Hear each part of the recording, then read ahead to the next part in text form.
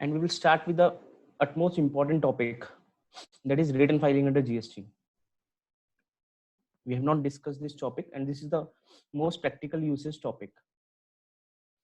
We'll start directly from the returns. If you see on the screen, I have given two types of return. First is GSTR 3B. Second one is GSTR 1. So basically, every registered person for every GST, I would say, जिस state में आप register होंगे, हर एक GST की एक normal tax payer को दो returns fill करनी होती है. One is GSTR 3B, second one is GSTR 1. GSTR 3B जो होती है एक समरी रिटर्न होती है, और वहीं दूसरी तरफ GSTR 1 जो होती है वो सेल की रिटर्न होती है. GSTR 1 अपने आप में बहुत बड़ी रिटर्न होती है, और GSTR 3B इन कंपैरेटिवली बहुत समराइज फॉर्म ऑफ रिटर्न होती है. I will explain what is the main difference between GSTR 3B, what are the due dates, what is the late fees, and how it actually been filed. हम system की use करते हुए portal पे check करेंगे return file actually में करते कैसे. We will learn how to file the returns. Just focus on my spot point. GSTR 3B. GSTR 3B जो है एक समरी रिटर्न है. मेरे वर्ड को फोकसली सुनिएगा. It is summary return, it's not a detailed return. इसमें समरी का मतलब पूरे महीने में आपने कितनी सेल करी उसकी सिंगल फिगर इसके अंदर जाती है. पूरे महीने में सेल से कितना टैक्स बनता है उसकी सिंगल फिगर यहाँ पर जाती है. पूरे महीने में आपने देन वो फर्दर क्लासिफाई करवाता है सेल्स को. टैक्सेबल सेल्स कितनी करी है आपने पूरे महीने में, आपने एग्जेम्प्ट सेल कितनी करी है पूरे महीने में, आपने रिवर्स चार्ज वाली सप्लाईज कितनी प्रोक्योर करी है पूरे महीने में. On the other hand side ये पूछता है आपने पूरे महीने में कितने का आईटीसी अवेल करा है, आईजीएसटी कितना अवेल करा है, सीजीएसटी कितना अवेल करा है, एसजीएसटी कितना अवेल करा है. पेएबल पार्ट को रिसीवेबल पार्ट से एडजस्ट जो करना होता है वो जीएसटीआर 3B में करना होता है. एडजस्ट करने को हम टेक्निकली यूटिलाइजेशन ऑफ क्रेडिट बोलते हैं, जो हमने सीखा था cross utilisation of credit. Utilisation करने के बाद जो बैलेंस पेमेंट बचती है उसको हमें कैश में डिपॉजिट करवाना पड़ता है. अनटिल एंड अनलेस कैश में क्रेडिट टैक्स हमने डिपॉजिट नहीं करा है तो we can not file GSTR 3B. System will not allow you to file the return until unless the cash is deposited. Cash deposit करते वक्त हमें एक्चुअली में जो टैक्स बनता है वो डिपॉजिट करना होता है. लेट रिटर्न फाइन, अगर हमने कोई रिटर्न लेट भरी है तो उसकी पेनल्टी या फाइन जो लगता है वो हमें कैश में डिपॉजिट करना होता है. You can not utilise your credit for paying the late fees. And another thing is interest. आपने कोई रिटर्न लेट भरी है तो उसका पैसा भी आपने सरकार को लेट जमा कराया है, तो उसके ऊपर इंटरेस्ट आपको जमा कराना पड़ता है at the rate of 18% under the GST law. So it is a summary return and which provides the detail of summary of sales, summary of credit avail. I have not said credit detail, summary detail of purchases. Purchase की figure GSTR 3B में नहीं आती है, इसमें सिर्फ ITC credit availment की figure आती है. दोनों को एडजस्ट करने के बाद जो टैक्स बनता है वो टैक्स हमें 3B में पे करना होता है, विद इंटरेस्ट हमें इधर पे करना होता है. उसके बाद ये रिटर्न हमें भरनी क्या होती है. Listen me carefully. रिटर्न हमें for any type of the assessee हमें मंथली भरनी होती है, चाहे वो एसएससी छोटा हो या बड़ा हो. 3B एक ऐसी रिटर्न है जिसके थ्रू गवर्नमेंट को पैसे मिलते हैं. Please do remember these words, very settle these words in your mind. Government को पैसे जीएसटीआर 3B से मिलते हैं, जीएसटीआर 1 से नहीं मिलते हैं, क्योंकि जीएसटीआर 3B आपकी लाइबिलिटी सेटल्ड रिटर्न है. अब लाइबिलिटी सेटल जीएसटीआर 3B में होती है, और गवर्नमेंट इस चीज को कभी भी डेफर नहीं कर सकती कि आप पेमेंट हमें 3 महीने बाद, 2 महीने बाद कि 1 साल बाद करो. ये return government in any case आपसे टाइम पे भरवाएगी ही भरवाएगी, क्योंकि इसको टाइम पे नहीं भरोगे तो गवर्नमेंट के रेवेन्यू स्ट्रीम डिले हो जाएंगी. तो काफी बार हमने देखा है कि रिटर्न्स गवर्नमेंट पोस्टपोन कर देती है dates, but it has always been seen कि 3B की डेट कभी भी डिले नहीं होती, एक्सेप्ट 1 और 2 सिचुएशन में कि 1 और 2, और वो भी 1 और 2 डेज के लिए. उससे ज्यादा वो गवर्नमेंट उसको पोस्टपोन नहीं करती, because it is a revenue stream of the government. वहीं दूसरी तरफ अगर मैं जीएसटीआर 1 की बात करता हूँ, तो जीएसटीआर 1 जो है वो एक सेल्स की रिटर्न है। Please hear my words very carefully, it is a sales return, it is not a purchase return. इसका परचेज की साइड से कुछ भी लेना देना नहीं है, परचेज की साइड की एक सिंगल फिगर भी इसके अंदर नहीं आती है। It is totally on sales part. When I said sales part, तो it includes detail of sale of goods, it include detail of sale of services, it include detail of export sales, it include detail of services or goods which has been supplied, जिसके ऊपर recipient को tax पे करना है। मतलब I am not liable to pay tax, but वो मेरी sales है, रिवर्स चार्ज वाली सेल्स। तो माय क्वेश्चन टू यू, क्या इसके अंदर परचेज जिसके ऊपर टैक्स मुझे जमा कराना होता है उसकी डिटेल जाएंगी? नो। परचेज, ऐसी परचेज जिसको रिवर्स चार्ज में रिसिपिएंट यानी मुझे टैक्स जमा कराना है, उसकी डिटेल जीएसटीआर 1 में नहीं जाती है, because it is purely a sales return. Then what is the difference between 3B and 1? 3B में तो सेल्स भी आ रही है, आईटीसी का अवेलमेंट भी आ रहा है, फिर 1 में अलग क्या आ रहा है? मैंने एक बात बोली, 3B के अंदर पूरे महीने में लेट्स से मैंने 15 इनवॉइसेस रेज करे हैं, तो 15 इनवॉइसेस का टोटल जो होता है 100 रुपीज लेट्स से टोटल आ रहा है, तो 100 रुपीज जाएगा जीएसटीआर 3B में। But individually invoice number wise जो डिटेल जाती है वो जीएसटीआर 1 में जाती है। इनवॉइस नंबर 1 में 2 रुपीज, इनवॉइस नंबर 2 के अंदर 300 एन अमाउंट ऑफ नंबर। तो all the invoice wise detail जो होती है वो जीएसटीआर 1 में जाती है। So GSTR 1 is a detailed report because इसमें इनवॉइस वाइज डिटेल जाती है, and it's a long return. काफी और चीजें भी आती हैं एज लाइक एडवांस भी हमें इसमें रिपोर्ट करने होते हैं। Advance, why advance? Because advance के ऊपर सर्विसेज के केस में हमें जीएसटी जमा कराना होता है। जब हमें जहां पर भी आउटपुट की वजह से लायबिलिटी जो जनरेट हो रही है वो हमें जीएसटीआर 1 में उसकी डिटेल हमें देनी होगी, invoice number wise, in case of advance receipt number, receipt voucher wise. So यहाँ पर हम देखेंगे कि रिटर्न फाइलिंग करते वक्त कि वो डिटेल्स कैसे कैसे सबमिट करनी है, that we will learn theoretically. First of all, you understand the concept. GSTR 3B captures the summary of sales and input tax credit. Please mark this word, summary. It is a summary. It is provide the detail of sales. It provides the detail of input tax credit. But here it does not include the word purchase. Purchase का figure इधर नहीं जाता है, इधर सिर्फ input tax credit का figure जाता है। वहीं दूसरी तरफ GSTR 1 capture the invoice wise details of sales made during a year period. जिस पीरियड के हम रिटर्न भरने हैं उसकी इनवॉइस वाइज डिटेल्स इसके अंदर जाती हैं। Second point, any GST liability for a period to be paid in cash before filing this return. GSTR 3B cannot be filed until unless you have deposited the cash, the late filing fees and the interest in the cash. Government allows filing of return of GSTR 3B even without paying interest, but बाद में आपको notice आ जाते हैं कि आप interest भी जमा करवाइए। गवर्नमेंट एक बल्कि रिटर्न फाइलिंग अलाउ कर देगा, but return filing without payment of tax and without payment of penalty will not allow. Interest के ऊपर वो आपको एक बार के लिए कुछ नहीं कहेगा और आपको रिटर्न फाइलिंग अलाउड कर देगा। On the other hand side, GSTR 1 का पेमेंट से कोई लेना देना नहीं, it's only a reporting return. इसमें सिर्फ रिपोर्ट आपको सबमिट करनी है। आपको कोई पैसे से कितना लायबिलिटी बनता है, कितना मैंने कैश में जमा कराना है, कितना मुझे क्रेडिट में जमा कराना है, इससे जीएसटीआर 1 का कोई लेना देना नहीं। It's a no linkage of payment as it capture only invoice wise detail of sales. Third, consolidated figure of ITC availed during a month need to be provided. Single figure, total ITC कितना avail करा, total IGST ITC कितना avail करा, total CGST ITC कितना avail करा, total SGST ITC कितना avail करा, उसकी figure जाती है। इंस्टेड ऑफ इनवॉइस नंबर 1 में इतना ITC avail करा, इनवॉइस नंबर 7 में इतना क्रेडिट avail करा, no invoice wise detail, only total figure.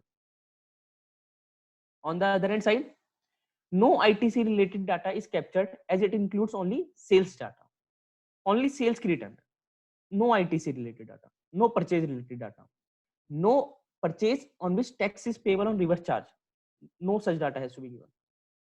Non submission of GSTR 3B on time may lead to interest cost at the rate of 18% as payment is delayed. Government की payment late करोगे ब्याज मांगेगी at the rate of 18%. No interest is levied on non-submission of GST as it does not involve any payment.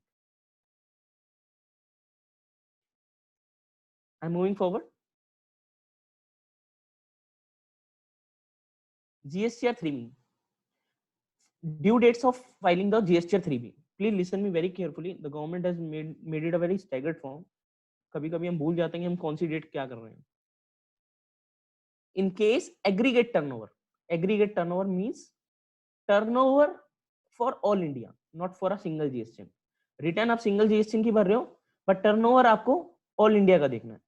पूरे India की सारे GST का total turnover मिला के अगर आपका 5 crore, if it is less than 5 CR, then आपकी डेट होती है, अगर मैं अप्रैल की रिटर्न भर रहा हूं तो डेट होगी 22 मई या फिर 24 मई, depending on the state to state कि वो कौन सी स्टेट की मैं रिटर्न भर रहा हूँ. Generally north and waste India के अंदर 22 है and east and south India के अंदर ये 24. तो वो आपको रिमेंबर करनी पड़ेगी. तो आपको स्टेट चेक करना पड़ेगा बिफोर फाइलिंग द रिटर्न. 22 या 24 स्टेट बाय स्टेट चेक करना पड़ेगा. I don't remember each individually state का नाम.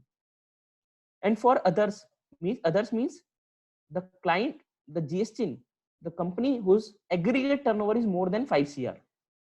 When I say 5 CR, then 5 CR has to be seen for the previous financial year. पिछले साल में 5 करोड़ से कम था या ज्यादा था. अगर ऐसा है तो आपकी date 20th of the month है. अप्रैल की रिटर्न 20th मई को जाएगी, मई की रिटर्न 20 जून को जाएगी. Similarly every month you have to file the return. अगर आपने रिटर्न फाइल टाइम पे नहीं करी है तो late filing fees of 20 rupees in case tax payable is 0, nil return है अगर आपका. वहीं अगर टैक्स पेएबल के अंदर इवन सिंगल रुपीज भी आ गया तो late filing fees is ₹50 and 50 rupees is and 20 rupees is per day penalty. अगर आप 2 दिन भरेंगे तो आपको 40 रुपए और दूसरे केस में 100 rupees. This is per day penalty. On the other hand side, I come to the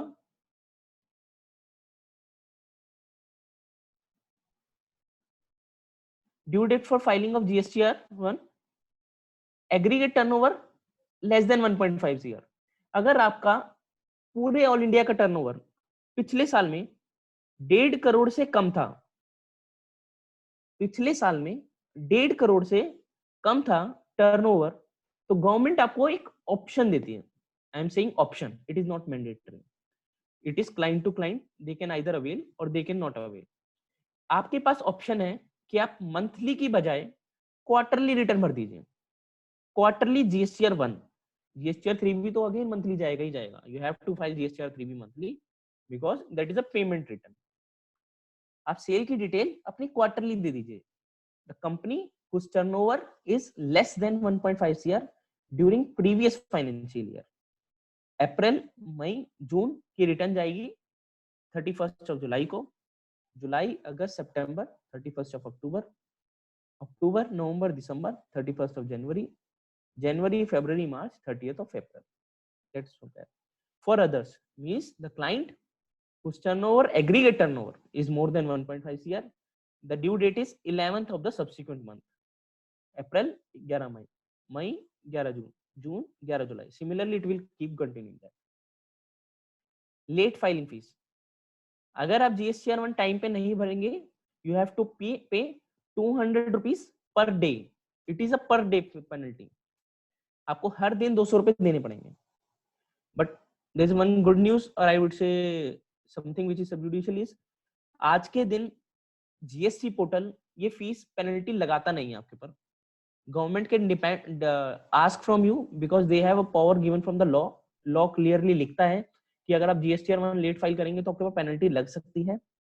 but as on date portal उस चीज को एक्सेप्ट नहीं कर रहा है and people are filing return without paying any late penalty. तो government can any come on any day and ask कि आप पिछले महीनों में आपने ये रिटर्न लेट भरी है, आप 200 रुपए पर डे के हिसाब से पेनल्टी हमें पे कीजिए. तो this is all about the brief of the GSTR 3B and GSTR 1. We will learn the practical of this GSTR 3B and GSTR 1 definitely. First of all, I am going to show you these returns on the GST portal. कि GST portals पे returns कैसे दिखती हैं और कहाँ जाके मिलती हैं हमें returns. I am login into one client.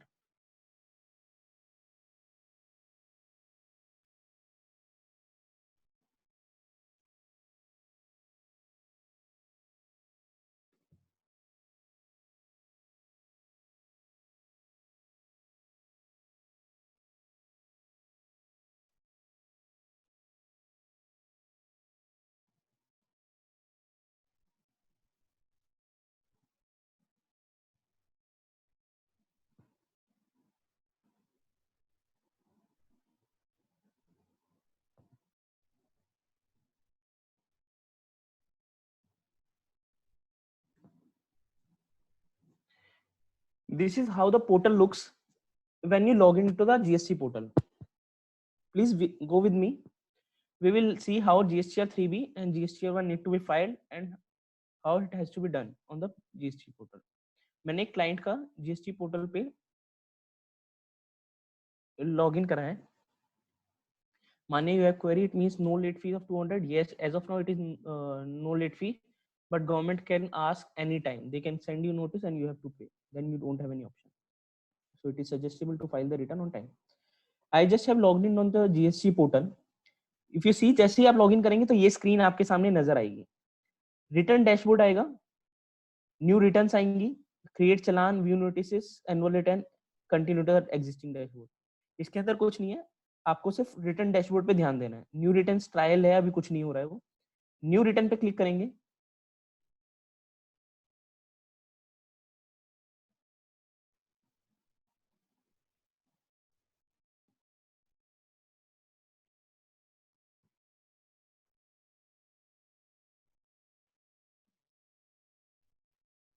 जैसे ही न्यू रिटर्न पे क्लिक करेंगे, it will ask the period कि आप कौन से महीने की रिटर्न भरना चाहते हैं. 1920 return filing period March. Let's take an example. मैं 2021 ओपन करता हूँ. 2021 में अभी अप्रैल ओपन हो रहा है, because we are in sitting in the April month only. Since it is the first month of the financial year, ये साल का पहला महीना है, तो ये आपसे पोर्टल पे पूछेगा कि आप जीएसटीआर 1 क्या मंथली भरना चाहते हैं या फिर क्वार्टरली भरना चाहते हैं. It ask whether your aggregate turnover during the previous financial year. आपका पूरे साल का टर्नओवर पिछले साल में वाज अप टू 1.5 करोड़, और डू यू एक्सपेक्ट कि आपका इस साल का टर्नओवर 1.5 करोड़ तक होगा. मैं जैसे this client it is yes, तो देन ये पूछेगा. अगर आपका कम था, यस, अब नो पे क्लिक करता, then you don't have an option, then you have to file the return mandatorily on monthly basis. अगर यस कर देंगे, देन ये पूछेगा would you like to opt for quarterly filing tax return, क्या आप quarterly filing के लिए opt करना चाहते हैं. Then would say yes.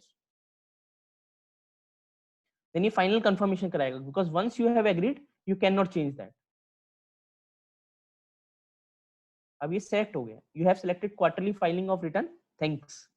अब ये जब भी आप अप्रैल की जीएसटीआर 1 पे जाएंगे तो ये क्लोज कर देगा. ये मैंने अप्रैल मंथ खोला हुआ है, जीएसटीआर 1 इसने बंद कर दिया. You can not file GSTR 1 because you have to file it after April, May, June, in the month of July. In the month of July, it will get automatically open. Before that, it will not get open. Another return is GSTR 3B. GSTR 3B monthly जाना है, जैसे मैंने बताया था आपको. वो आप कभी भी भर सकते हैं. मैं आपको दिखा देता हूँ कैसे दिखती है. प्रिपेयर ऑफलाइन जीएसटीआर 3B का एक कोई ऑफलाइन इतना सच होता नहीं है, वेरी स्मॉल रिटर्न. तो generally people don't use to file it offline, people use to file it online. अभी हम डिस्कस करेंगे ऑनलाइन एंड ऑफलाइन भी. अभी मैं ऑनलाइन दिखा देता हूँ आपको क्या होता है.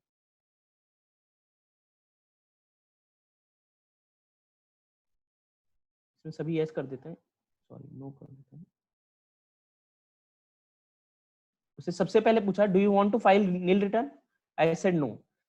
These are tables. इसको अभी आप समझेंगे, थोड़ी देर में रुक जाइए, मैं आपको समझाता हूँ. This is the whole GSTR 3B. GSTR 3B is divided into 5 parts. First is, we'll start from the table number 3. You will see two blocks, 3.1, 3.2. This is one table. Table number 4, table number 5, and 5 is 5.1, interest and late fees.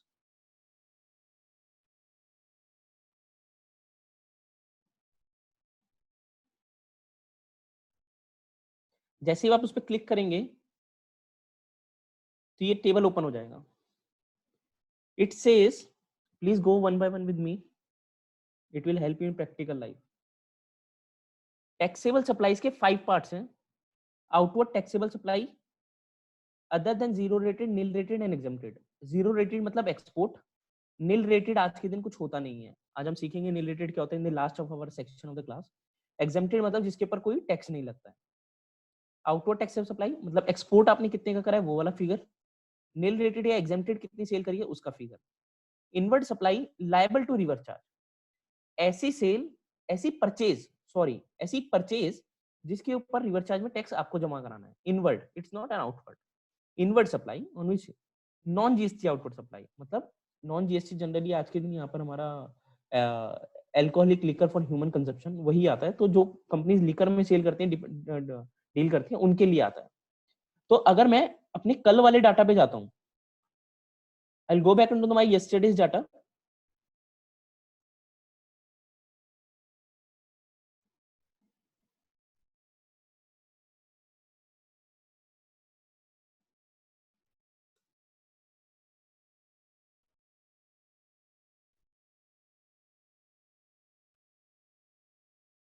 मैं सी की दोनों screen आपको नजर आ जाए.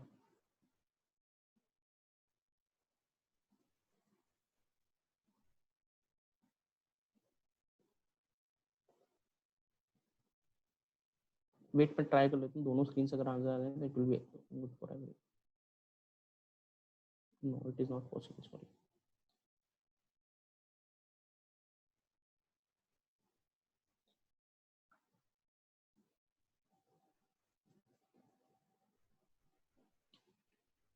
I have the transactions with me, so I will let you know the where you have to place it.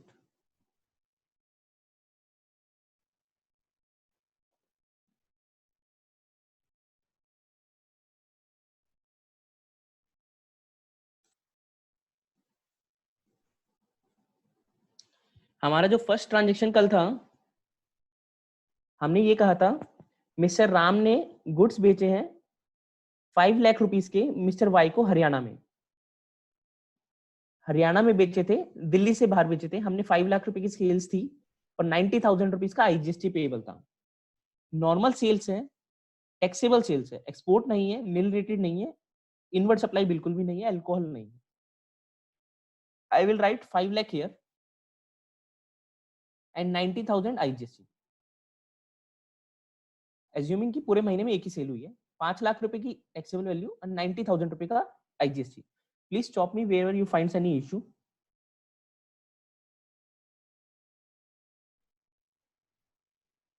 Next transaction was mister Ram ने 10 lakh rupees की sales करी है विद इन दिल्ली. हमने 90,000 का एसजीएसटी था, 90,000 का सीजीएसटी था. This taxable supplies will increase by 10 lakh. It will now become 15 lakh. IGST no change, CGST yes 90,000. जैसे ही आप देखेंगे सीजीएसटी में मैंने फिगर डाली तो एसजीएसटी में फिगर अपने आप आ जाएंगी, because CGST and SGST will go side by side. You can not change. Third हमने कहा था 2 लाख रुपीस की एक्सपोर्ट सेल करी. हमने चाइना में 2 लाख रुपीस का मटेरियल बेचा. तो यहाँ पर लिखेंगे हम outward zero rated, it is an export. Zero rated supply बोलते हैं जीएसटी के लैंग्वेज में. एक्सपोर्ट के ऊपर कोई जीएसटी नहीं लगता. 2 लाख रुपीस को हमने यहाँ पर एंटर कर दिया. नेक्स्ट ट्रांजेक्शन हमने जो करी थी कि हमने स्पॉन्सरशिप सर्विसेज दी थी 2,50,000 रुपीस की, जिसके ऊपर रिसिपिएंट को टैक्स पे करना था. ऐसी सेल्स, ऐसी सर्विसेज जिसके ऊपर रिसिपिएंट को टैक्स पे करना आता है, वो हमारी टेबल जीएसटीआर 3B में कहीं पर भी रिपोर्ट नहीं होती है. जीएसटीआर 3B में ऐसी सेल्स या ऐसी सर्विसेज जिसके ऊपर टैक्स रिसिपिएंट पे करता है, वो जीएसटीआर 3B में कहीं पर भी नहीं जाती हैं. वो सिर्फ जीएसटीआर 1 में रिपोर्ट होती है. फिफ्थ ट्रांजेक्शन जो थी वो हमने गुड्स परचेज की थी. एंड फिफ्थ ट्रांजेक्शन हमारी गुड्स परचेज की थी, उसके ऊपर हम सेपरेटली आएंगे. सिक्स्थ ट्रांजेक्शन जो थी वो थी हमने फ्रेट की सर्विसेज ली हैं. फ्रेट की सर्विसेज जिसके ऊपर टैक्स हमें पे करना है और रिवर्स चार्ज. हमने inward supply of transportation services procure करा है, जिसके ऊपर 50,000 रुपीज की हमने ट्रांसपोर्टेशन सर्विसेज ली हैं और 5% के अकॉर्डिंगली 2,500 रुपीज हमने आईजीएसटी पेबल था. 50,000 रुपीज इनवर्ड सप्लाई 50,000 रुपए की मैंने सप्लाई रिसीव करी है एंड 2,500 रुपए का उसके ऊपर मेरा आईजीएसटी पेबल बनता है। इस तरह से ये टेबल पूरा अपने आप में कंप्लीट हमें करना होता है। Once this table is completed we will press the confirm button.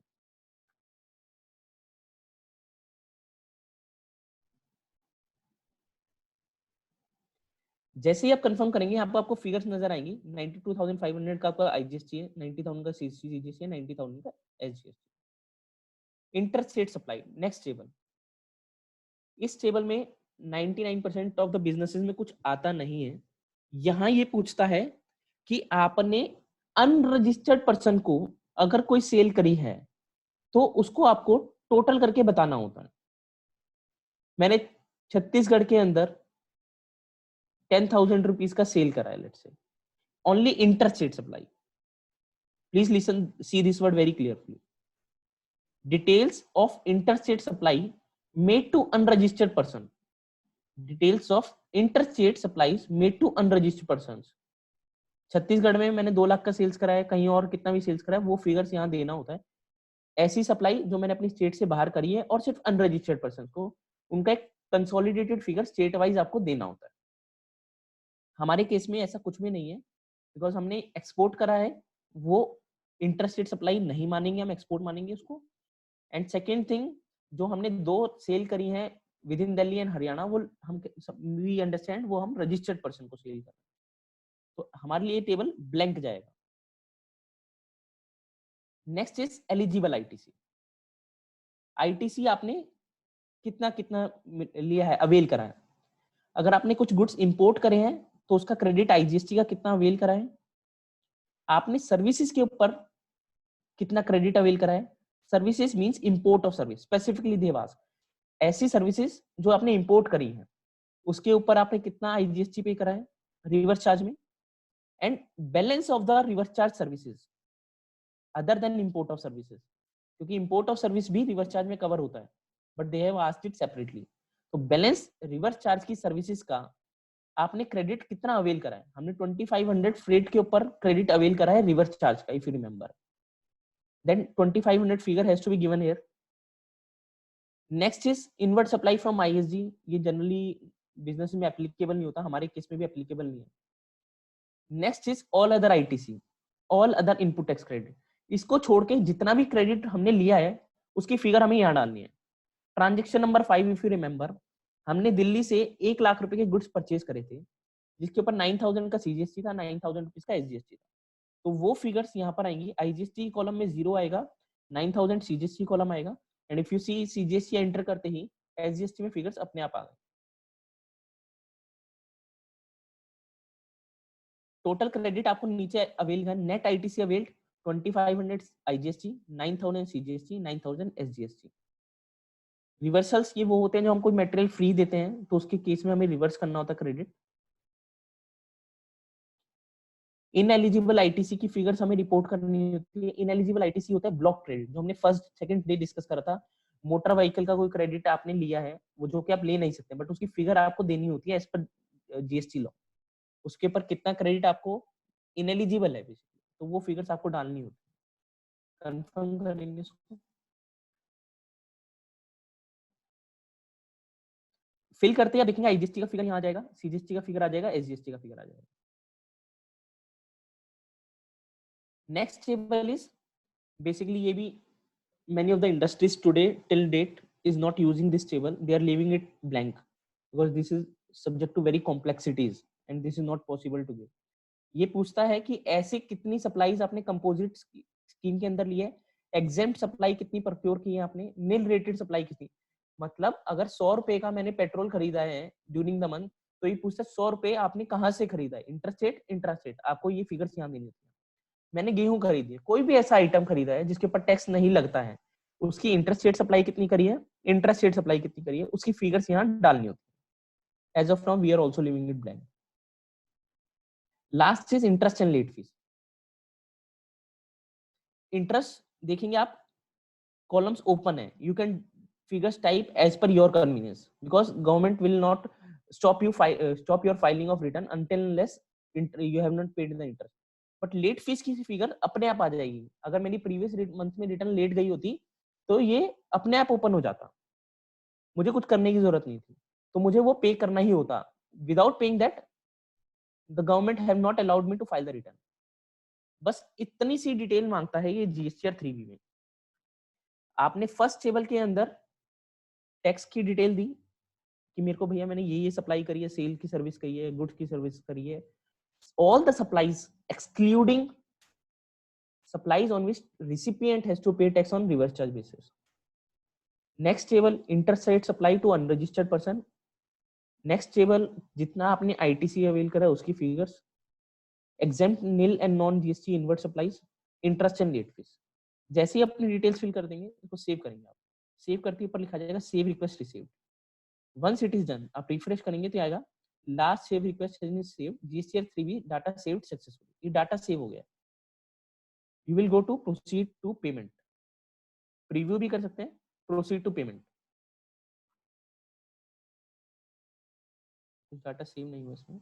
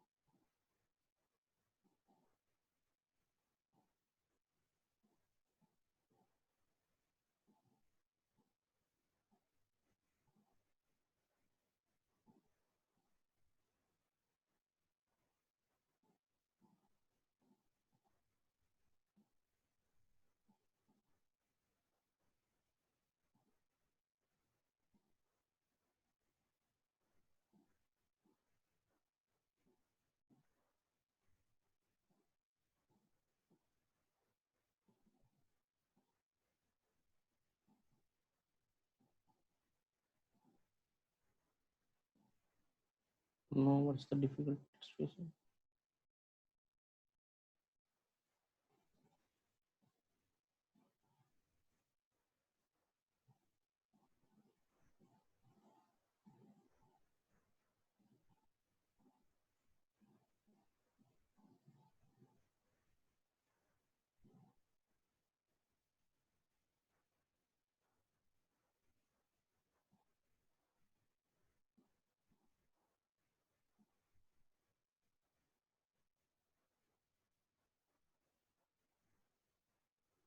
Yes, it is done.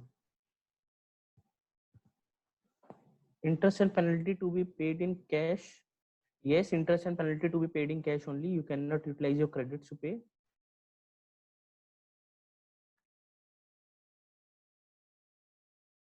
So if you see, once I pressed on proceed to payment, top में ये पार्ट दिखाएगा कि मेरे कैश लेजर में बैलेंस कितना है, 00, जितना cash में मैंने पैसा डिपॉजिट करा हुआ है जीएसटी को, और मेरे पास क्रेडिट्स कितने अवेलेबल है, 2500 के, 9000 का, 9000 का, टोटल मेरे पास 20500 के क्रेडिट्स है. The important part is not this, the important part is below there. जैसे ही आप ये करेंगे तो ये टेबल बन के आ जाएगी. It will show other than reverse charge tax payable, only other than. जो हमने 2500 रुपए की रिवर्स चार्ज में सर्विसेज ली थी उसका टैक्स इस कॉलम में लिख के नहीं आएगा. उसके लिए आगे जाके एक और टेबल है that we will discuss separately. 90,000 CGST, IGST, 90,000 CGST, 90,000 SGST. Integrated tax अभी इस पे हम डिस्कस नहीं करेंगे, just wait for a moment. यहाँ अदर देन रिवर्स चार्ज की लायबिलिटी आ गई और आगे जाके रिवर्स चार्ज का टैक्स पेबल आ गया 2500. Here an important point to you which I have not told you till now. Reverse charge का जितना भी पैसा होता है that has mandatorily need to be deposited in cash. वो आप क्रेडिट में यूटिलाइज नहीं कर सकते. तो गवर्नमेंट ने 2500 रुपए का जो आरसीएम की लायबिलिटी है ये आपको कैश में ही जमा करानी पड़ेगी. उन्होंने कोई ऑप्शन ही नहीं दिया. Reverse charge tax payable 2,500, reverse charge tax to be paid in cash 2,500। अगर आपके पास क्रेडिट कितने भी ज्यादा हो जाते हैं, even more than this 2,70,000, even though आपको 2,500 रुपए कैश में ही जमा कराने पड़ते, you will not have any option. So it need to be mandatorily noted कि जो भी रिवर्स चार्ज की लायबिलिटी आएगी वो एवरी मंथ आपको कैश में जमा करानी ही होगी। फिर उसे क्रॉस यूटिलाइजेशन जो हमने लर्न करा था, सिस्टम अपने आप क्रॉस यूटिलाइजेशन लगा देता है और अपनी लायबिलिटी आपको निकाल देता है कि मैंने आपको 9,000 9,000 2,500 का क्रेडिट था, 2,500 का आईजीएसटी उसने यूज कर लिया, सीजीएसटी का सीजीएसटी में यूज कर लिया, सीजीएसटी का जो हमने 4 रूल पढ़े थे उसको ऑटोमेटिकली लगाता है और ये बताता है कि कैश में कितनी लायबिलिटी बच गई। 87,500 you have to pay in IGST, CGST and SGST plus 2,500 of IGST additional cash required. यहाँ पर लास्ट में कॉलम आ गया एडिशनल कैश रिक्वायर्ड कि आपको इतना कैश और पे करना है। जब भी आप ये पे करोगे जब ये प्रोसीड टू फाइल का बटन ओपन होगा, बिफोर दैट ये प्रोसीड टू फाइल का बटन ओपन नहीं होगा। इसको पे करने के लिए you have to go make payment post credit to ledgers. जैसे क्लिक करेंगे आपकी बैंकिंग साइट से लिंक होगा, आपके बैंक जैसे सिलेक्ट करेंगे वो पेमेंट के पेज पे चला जाएगा, आपको बैंक से पेमेंट कर देंगे, यहाँ पर कैश आपका आ जाएगा, सप्लाईज आ जाएंगी और ये प्रोसीड टू फाइल पे आ जाएगी। जैसे ही प्रोसीड टू फाइल पे क्लिक करेंगे आपके पास ओटीपी आ जाएगा, ओटीपी आते ही यहाँ पर डालेंगे आपकी रिटर्न फाइल हो जाएगी। This is all about GSTR 3। Any queries on GSTR 3B? I'm happy to take any queries on GSTR 3B.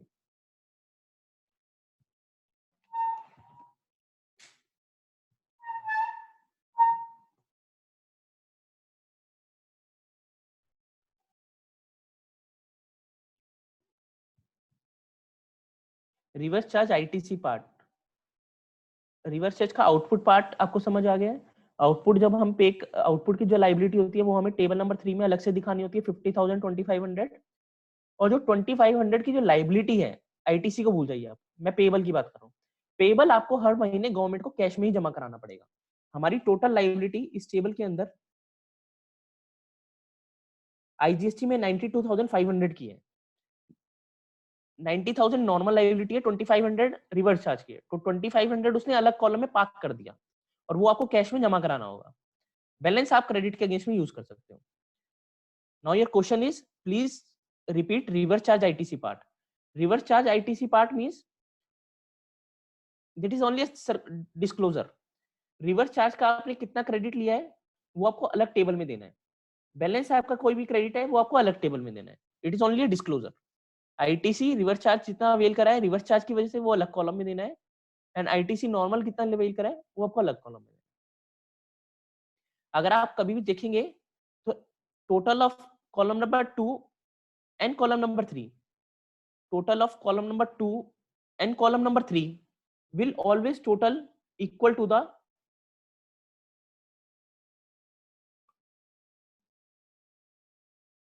this reverse charge total, this tax liability, because you are doing nothing, you are just providing the bifurcation of your output reverse charge liability in two parts: import of service and all other reverse charge liability. Any more queries on GSTR 3B?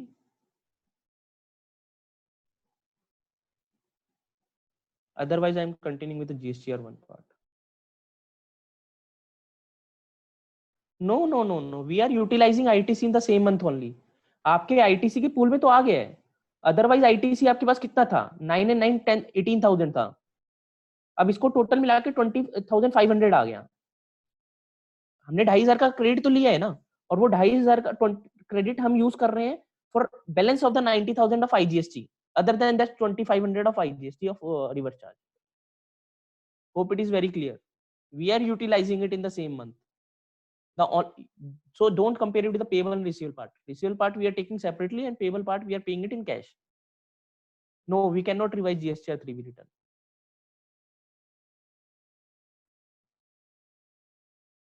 I am moving ahead.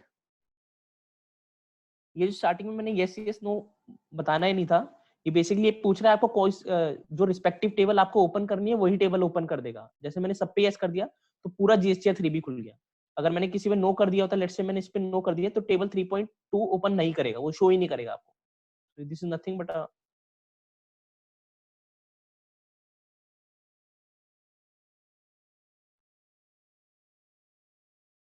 अब हमें GSTR 1 देख रहे हैं, GSTR 1 इसकी quarterly है, तो we will see for the March month.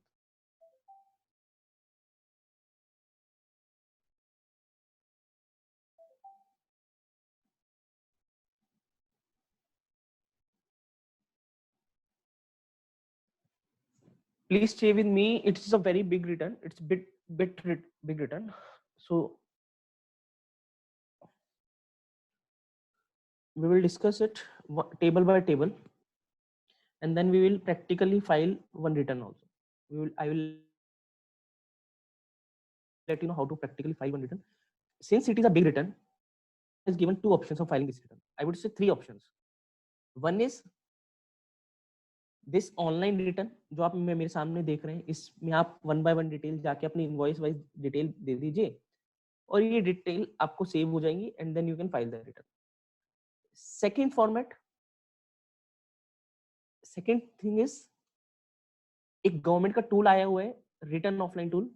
वो tool आप डाउनलोड कर लीजिए और उसके अंदर अपनी एक्सेल से डिटेल सारी डंप दे दीजिए उसके अंदर, और वो टूल से जो फाइल निकल के आएगी वो अपलोड हो जाएगी और वो डाटा अपने आप यहाँ पर हाईलाइट होगा. वो भी मैं आपको दिखाऊंगा अभी. And the last return is, ये दोनों ऑप्शन इनएप्लीकेबल हो जाते हैं अगर आपके more than 500 invoices per month है तो. GST portal never not allow you to file return if it is more than 500 B2B invoices. In that situation आपको एक आउटसोर्स पार्टी का टूल लेना ही होगा मैंडेटरली. वहीं से आप रिटर्न फाइल कर सकते हो. Directly on GST portal you are not allowed to file the returns. And talking about, first we are discussing the format, the modus operandi and the objective of showing you the GST portal is take you out with the GST return format and simultaneously let you know how to file the online the returns. GSTR 3B I have shown you, I have told you the format, I have let you know how to file the return. GSTR 1 I am showing the format and simultaneously I am telling you how to file it online. On how to file it using offline tool, that I will let you know separately. First of all, we are closing with the format of the GSTR 1 and the prepare online tool. First option it says B2B invoices. Please go with me. इस table के अंदर B2B का मतलब होता है I am a GST registered person. अगर मैंने B2B means मैंने किसी ऐसे पर्सन को सेल करी है जो रजिस्टर्ड है. I am repeating again, GSTR 1 is only a sales data. हम यहाँ पर परचेज की कुछ भी बात नहीं करेंगे, हम सिर्फ सेल्स की बात करेंगे. कितनी सेल्स हमने करी है ड्यूरिंग अ पर्टिकुलर पीरियड. अगर मैं मार्च की रिटर्न भर रहा हूँ, means if the client is quarterly, then I am giving you here details of January, February and March. I will open this table. It says there are no invoices to be displayed. I will click on add display details.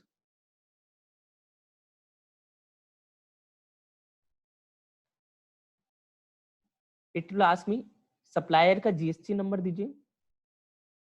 जैसे ही आप GST number डालेंगे supplier का नाम आ जाएगा.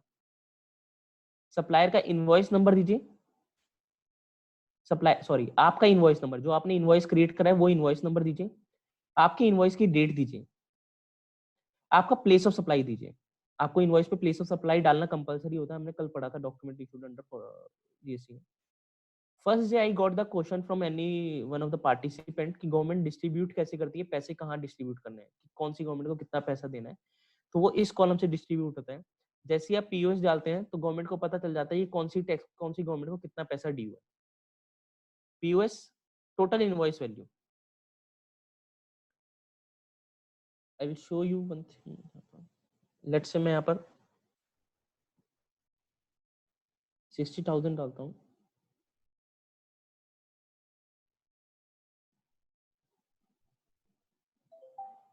मैंने कोई भी एक ऐसे ही एग्जांपल से पीओएस डाल दिया है. जैसे ही आप 60,000 डालेंगे यहाँ पर तो वो पूछेगा ये 60,000 के अंदर बेसिकली आपने कौन से रेट ऑफ टैक्स की सप्लाई करी है. 28%, 18%, 12%, 7.5% एज ऑफ नाउ आप छोड़ दीजिए, 5%, 3%, 1.5%, 0.25%, 1%, 0.1% एंड 0%. मेजरली जो मैंने 7 रेट ऑफ टैक्स बताए थे वही होते हैं. These are but nothing but a part of that 7 rates only. Let's take example 60,000 में मैंने वो 60,000 is my taxable value.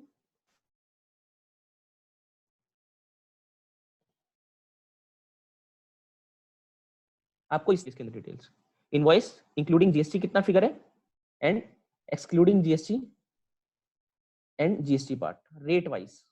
Place of supply, जैसे प्लेस ऑफ सप्लाई डालेंगे तो गवर्नमेंट के सिस्टम में प्लॉट हो जाता है कि अंडमान एंड निकोबार गवर्नमेंट को ये पैसा जाना है। इसी तरह आपने उस पर्टिकुलर पीरियड में जितने भी इनवॉइसेस रेज करे हैं उसकी डिटेल्स इसके अंदर जाती हैं। One more point here it is to be notice that supply attract reverse charge. मैंने जैसे बताया था सेल्स के अंदर, चाहे आप ऐसी कोई सर्विसेज या गुड सेल कर रहे हैं जिसके ऊपर रिवर्स चार्ज, मतलब आपको नहीं सामने वाले को टैक्स जमा कराना है, तो यहाँ टिक करना कंपलसरी है। अनटिल अनलेस आप इस पर टिक नहीं करेंगे और गवर्नमेंट इस डाटा को आपके जीएसटीआर 3B से कंपेयर करेगी, आपने यहाँ पर टिक नहीं करा होगा तो जीएसटीआर 1 में आपकी लाइबिलिटी इसके ऊपर 10,800 रुपए की आ जाएगी, बट आपने इसके ऊपर टैक्स 3B में जमा नहीं कराया होगा, तो government will send you the notice कि आपने जीएसटीआर 1 में 10,800 रुपए की लाइबिलिटी दिखाई है और जीएसटीआर 3B में कुछ भी नहीं पे करा, तो प्लीज पे द लाइबिलिटी। फिर आपको क्लैरिफिकेशन फाइल करनी पड़ेगी, अमेंडमेंट फाइल करनी पड़ेगी कि वो सप्लाई अट्रैक्ट रिवर्स चार्ज के अंदर थी, that's why I am not liable to pay tax. तो this is very mandatory, please do note that कि आप ये चीज ध्यान रखें। Can we edit supply type, edit this supply type, no you can not edit the supply type. आपका GST number आपके पास है, let's check this client is based in Delhi and you have mention the place of supply.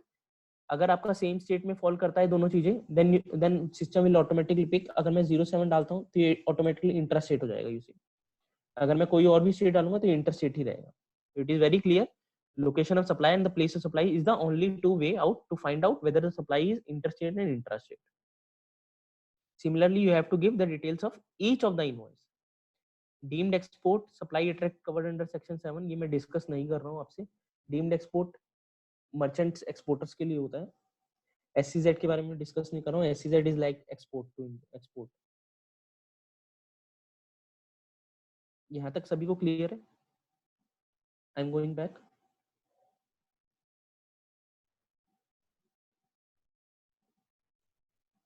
मैंने आपको बताया था इस table के अंदर सभी रजिस्टर्ड इनवॉइसेस की डिटेल आती है। B2B, B2B means when recipient is also registered,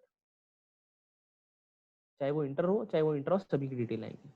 तो अनरजिस्टर्ड की डिटेल कहाँ गई? अनरजिस्टर्ड के लिए सरकार ने बोला आप हमें बिल बाय बिल डिटेल मत दीजिए, बिल बाय बिल डिटेल की हमें जरूरत नहीं है। क्यों? सामने वाला क्रेडिट लेगा ही नहीं। जब सामने वाला रजिस्टर्ड नहीं है जीएसटी में तो उसका क्रेडिट कैसे लेगा? तो हमें कोई दिक्कत नहीं है चाहे आप कितना भी अमाउंट दे दें, क्योंकि that is the tax we are getting it. No one can take credit of that until unless he have GST number। But government ने अपने कंट्रोल मेंटेन करने के लिए एक ऑप्शन ऐड कर दिया यहाँ पर। ऑप्शन नहीं, मैंडेटरी आई वुड से। B2C supplies, large invoices. B2B large invoices, इन्होंने B2C को भी डिवाइड कर दिया। ऐसे इनवॉइसेस जो अनरजिस्टर्ड पार्टी को, उनको दो पार्ट में डिवाइड कर दिया, लार्ज एंड स्मॉल में। लार्ज वो जो इंटर स्टेट है और मोर देन 2.5 लाख रुपीज है, तो उनकी डिटेल भी आपको इनवॉइस बाय इनवॉइस देनी होती है, सिमिलर फॉर्मेट में जैसे वहां पर था। मैं एक फॉर्मेट आपको ओपन करके दिखाता हूँ। यहाँ पर जीएसटी ऑफ रेसिपिएंट नहीं है बिकॉज दैट गवर्नमेंट अंडरस्टैंड वो B2C है। आपको place of supply, invoice number, invoice date देना होगा, इनवॉइस वैल्यू देना होगा, देन अगेन डेट बताना होगा।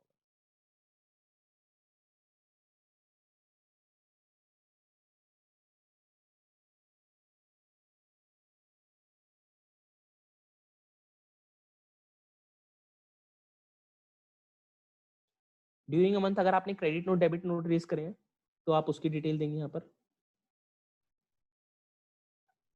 रिसिपिएंट का GST, debit note credit note का नंबर, डेबिट नोट क्रेडिट नोट की डेट, ओरिजिनल इनवॉइस। हमने पहले बताया था क्रेडिट नोट डेबिट नोट किसी मेन इनवॉइस के रीजन से ही रेज होते हैं, उस ओरिजिनल इनवॉइस का नंबर, ओरिजिनल इनवॉइस की date.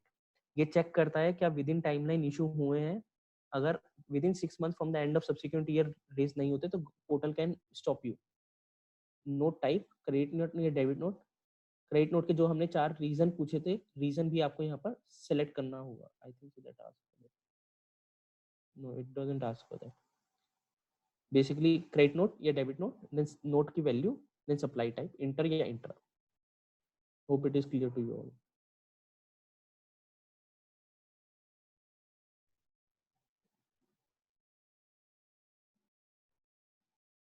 Credit note, debit note to any unregistered person.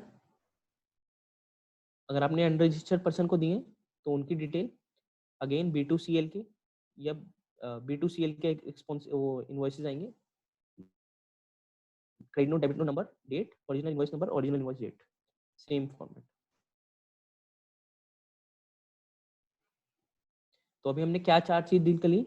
हमने B2B को क्या इनवॉइस रेज करें और B2B के credit notes, B2CL more than 2.5 lakh rupees unregistered party and उनके क्रेडिट नोट्स। अब आते हैं एक्सपोर्ट के इनवॉइसेस।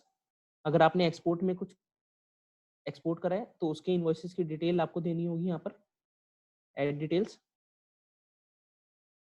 इनवॉइस नंबर, इनवॉइस की डेट, शिपिंग पोर्ट, कौन से पोर्ट से गए हैं, shipping bill number, invoice number, GST payment. यहाँ पर आपकी वैल्यू आ जाएगी। शिपिंग बिल के साथ डेट डिटेल्स मैच होना बहुत जरूरी है, अदरवाइज आपको रिफंड नहीं आता है।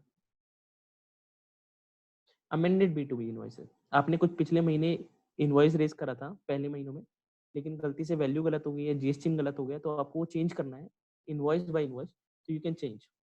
मैंने कोई इनवॉइस रेज करा था, मैं पुराने महीने का कोई इनवॉइस नंबर, लेट्स से इसके अंदर मैं इनवॉइस डालता हूँ, मैंने 2 नंबर इनवॉइस गलत हो गया था, तो आई कैन अमेंड दैट इनवॉइस। जैसे ही मैं नंबर डालूंगा पुराने वाली इनवॉइस की डिटेल ओपन हो जाएगी। तो इनवॉइस मैंने एक्चुअली में रेज हुआ था, तो वो डिटेल ओपन हो गई। If I wish to amend, I can amend it.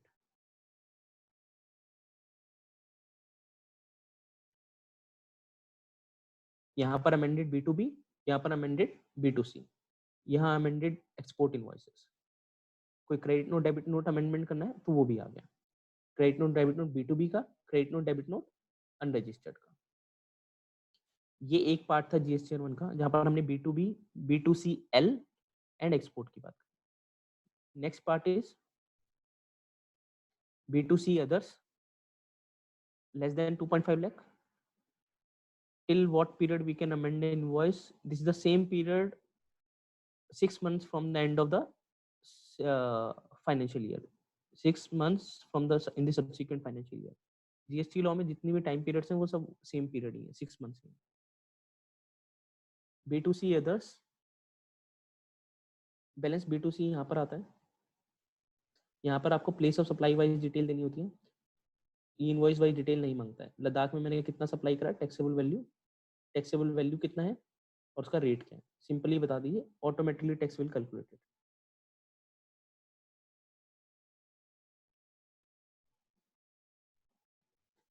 Last चीज, आई वुडंट से लास्ट, आपने नील रेटेड सप्लाई करी है। आज के दिन इंडिया में नील रेटेड कुछ नहीं होता है।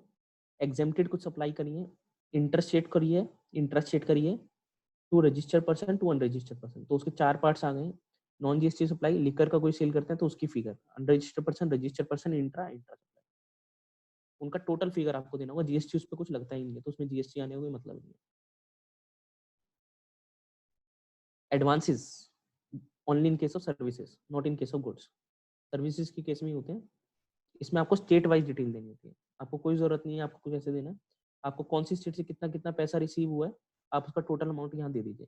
Gross advance receive excluding GST, 1 lakh रुपए बैंक में रिसीव हुए हैं, 18% लगता है, तो 1 लाख डिवाइडेड बाय 118%, 81,000 समथिंग का फिगर आएगा। जब आप यहाँ पर 81,000 समथिंग डालेंगे तो वो आपको फिगर ऊपर यहाँ क्या बेसिकली दैट जितना भी एडवांस आया है वो आपको ग्रॉस अप करना होगा। Only in case of services, not in case of goods. Advance adjustment, कोई इनवॉइस रेज हुआ है बिकॉज हमने सर्विसेज के ऊपर लेट्स से एडवांस आ गया मेरे पास, एडवांस आते ही मैंने उसके ऊपर टैक्स पे कर दिया, बट लेट्स से मैंने अप्रैल में महीने में एडवांस आया तो उसको रिपोर्ट कर दिया। अब मई महीने में मैंने उसका इनवॉइस रेज कर दिया, तो उस मई महीने में मेरे को एडजस्टमेंट ऑफ एडवांसेस में यहाँ पर शो करना होगा कि मैं इतने के मेरे एडवांसेस कम कर दीजिए, बिकॉज मेरा कहीं ना कहीं ऊपर वो इनवॉइस आ चुका है। यहाँ से जितनी भी फिगर्स थी, एक लास्ट में एक और टेबल बचता है, in mid of the 2 table है, ये मैं अभी आपको एक्सप्लेन करूंगा। इससे पहले हम इस बार आ जाते हैं, amended tax liability advance received. अगर हमने कोई एडवांस की डिटेल दिखाई थी, अगर उसकी कोई अमेंडमेंट करनी है तो वो यहाँ आप कर सकते हैं।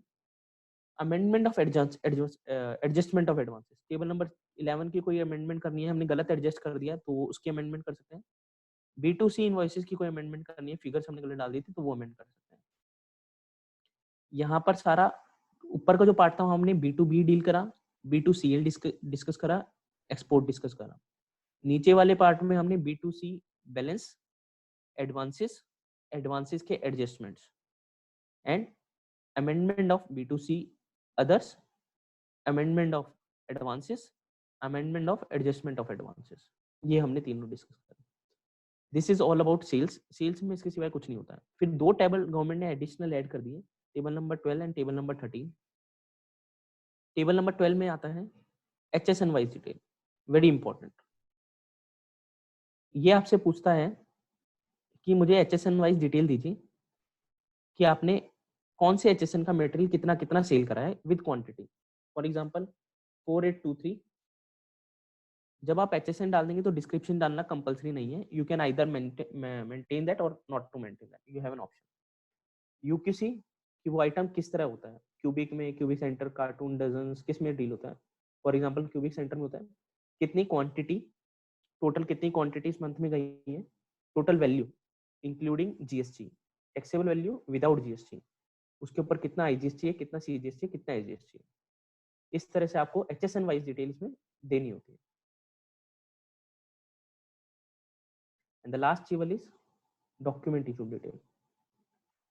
During the month invoices for output supply, आपने कितने टैक्सेबल इनवॉइसेस रेज करें, कौन से नंबर से कौन से नंबर तक।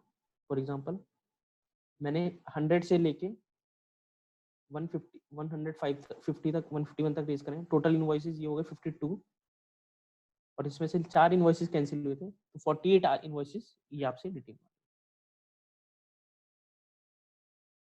Similarly payment vouchers, invoices for invert supply from unregistered person, this is payment vouchers.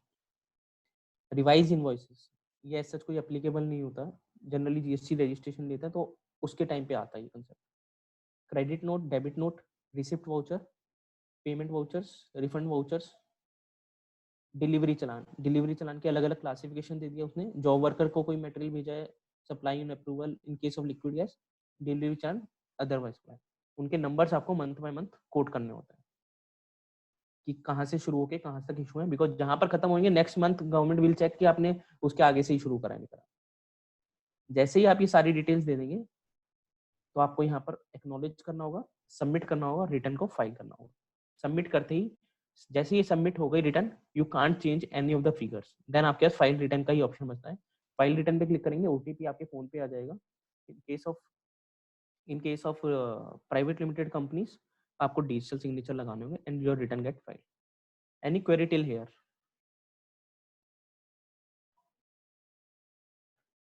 Today's session will go bit hopefully till 7 because we have 2 more things to discuss. We'll go a bit fast. Any more queries? Please post on the chat box. I will definitely revert on that. I am continuing with the. I will tell you the brief of the law. I will not cover the annual return. What the law says. I will now. I am telling you the this how to file return using the offline tool. The government provides one option: download offline tools.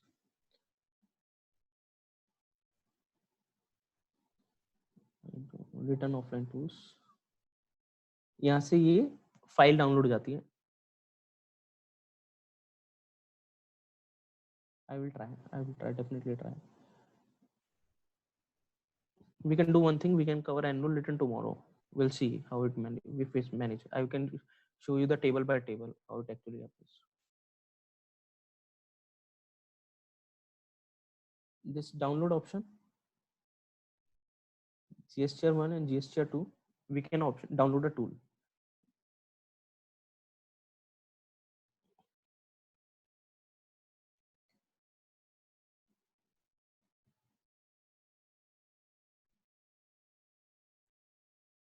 जैसे ही आप download पे click करेंगे ये file आपके पास download हो जाएगी, these all files. ठीक है, इसके अंदर ये एक टूल होता है, जैसे ही आप ओपन करेंगे आपको इंस्टॉल करना होगा, सिस्टम में इंस्टॉल हो जाएगा टूल एंड वो नीचे आपके यहाँ पर ऐसे आ जाएगा। I don't think so, आपको दिख रहा है, आपको नहीं दिख रहा वो।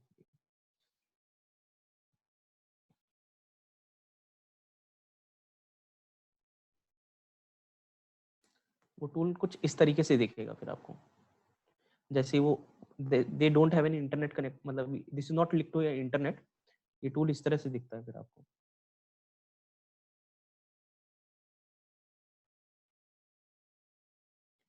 इसके अंदर एक्सेल फाइल्स आएंगे आपके पास, GSTR 1 and GSTR 2। GSTR 2 is not applicable, GSTR 1 is applicable.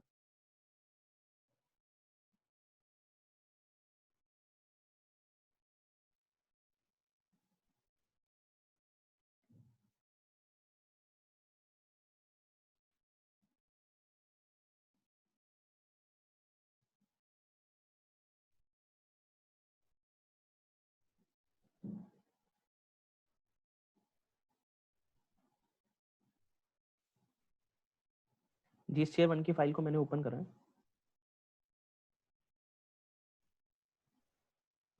इसके अंदर कुछ नहीं है, सिंपली जो हमने पोर्टल पे डिस्कस करा है उसी को वो टेबुलर फॉर्म में एक्सेल फॉर्म में पूछ रहा है। B2B, GST, receiver name, invoice number, invoice date, invoice value, place of supply, reverse charge, yes no, applicable rate, invoice type regular रहेगा या फिर डीम्ड एक्सपोर्ट, हमारे केस में रेगुलर ही रहता है। ई कॉमर्स ट्रांजेक्शन है तो ई कॉमर्स का GST rate, taxable value and the cess part. Similar नीचे आप अलग अलग टैब्स देखेंगे, हमने जो पोर्टल पे देखा है उधर ब्लॉक्स बने होते हैं, इधर टेबल के एक्सेल शीट्स आ गए। B2BA, amendments of the B2B invoices, B2CL, B2CL की amendment, B2CS others, B2CS की amendment, credit note की amendment, credit note unregistered parties की, credit note party के उनके amendment, export के any amendment, advances adjustment summary इनका amendment कुछ, exempted supply, HSN details, and last is the document detail. This is, आपको detail वही है, फॉर्मेट वही है, सब चीजें वही है। जैसे ही आप यहाँ पर फिल कर लेंगे डिटेल्स को,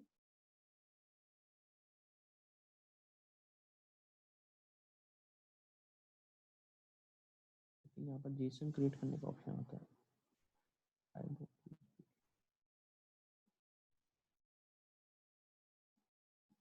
ओके, जैसे ही आप इस फाइल को सेव कर देंगे, आपने डाटा फिल करने के बाद you will open the tool.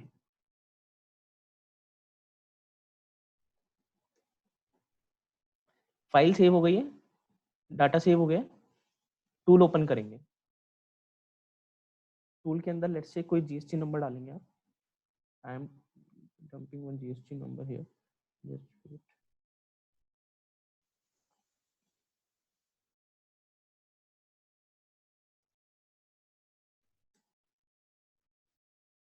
मैंने एक GST नंबर यहाँ डाल दिया।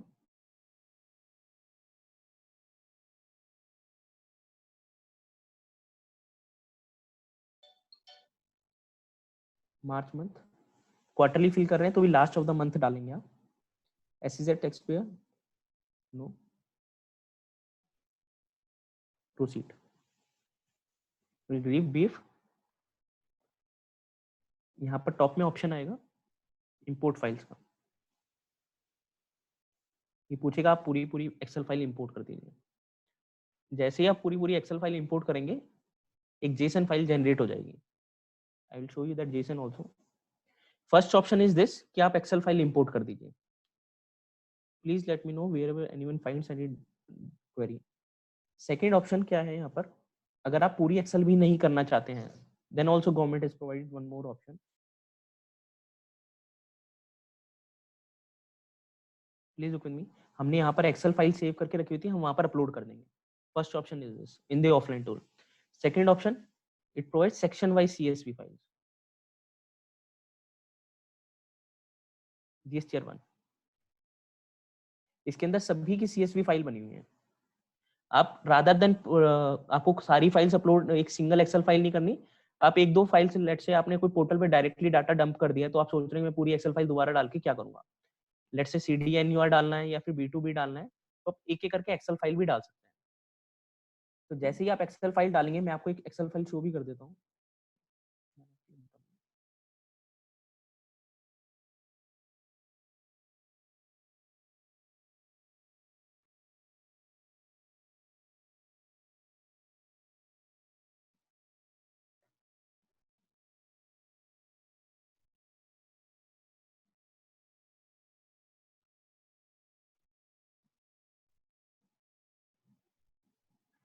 फाइल्स आर बिट हैवी, तो इट्स टेकिंग टाइम।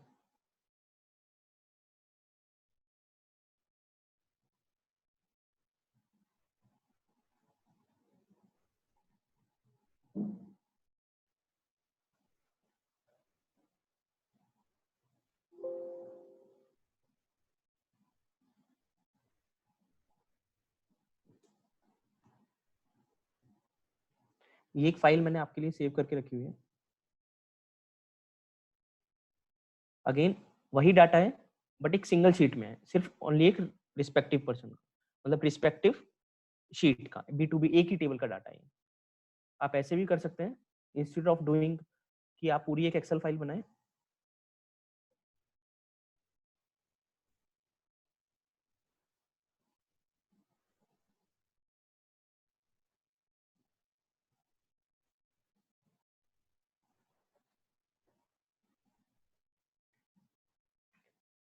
जैसे ही आप, फिर एक्सेल इंपोर्ट नहीं करना होगा आपको, वो B2B इनवॉइस करना है अपलोड, जो भी आपको इंपोर्ट करना है, जो भी फाइल आपको इंपोर्ट करनी है, then you have to select import CSV।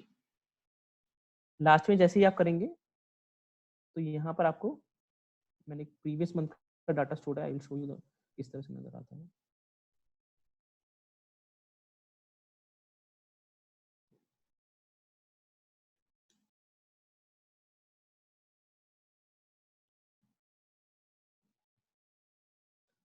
जैसे ही आप डाटा अपलोड करेंगे, वो यहाँ पर डाटा नजर आना स्टार्ट हो जाएगा।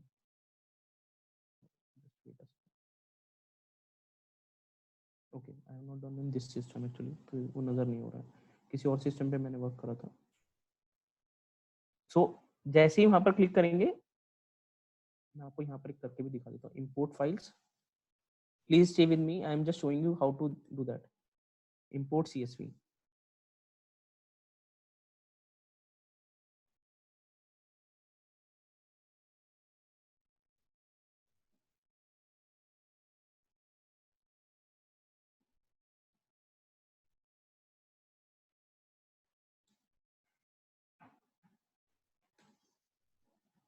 Are you sure you want to save the data? Yes. Success. Return I did successfully. View summary. ये आपकी पूरी पूरी समरी आ गई है। बेसिकली जितने भी इनवॉइसेस है, सब पे रिवर्स चार्ज में टैक्स पेबल था, तो that's why CGST GST 0 GB दिखा रहा है। अगर कोई नॉर्मल वाला होता, sir what you are explaining, I am explaining I am explaining the return offline tool, how to file the return offline. मैंने आपको ऑनलाइन वाला टूल बता दिया। ऑफलाइन में दो ऑप्शन है, एक एक्सेल फाइल में आप डाटा फीड कर दीजिए, दूसरा वन बाय वन उसके अंदर डाटा एक्सेल फाइल में डाल दीजिए and open that file into the return filing tool, जो गवर्नमेंट का टूल हमने डाउनलोड करा है। यहाँ से आपको डाटा अगर वन बाय वन चेक करना है, तो आप ओपन करके भी चेक कर सकते हैं। अदरवाइज जनरेट फाइल पे क्लिक करेंगे, तो एक फाइल यहाँ पर जेसन फाइल जनरेट हो गई है। ये फाइल आप डाउनलोड कर लेंगे। डाउनलोड कर लेंगे। डाउनलोड करने के बाद you don't need to do anything else, you have to go back to our GST portal। मैं प्रैक्टिकली आपको शो कर रहा हूँ अभी कि ये जेसन फाइल आ जाएगी, फिर आपको क्या करना है।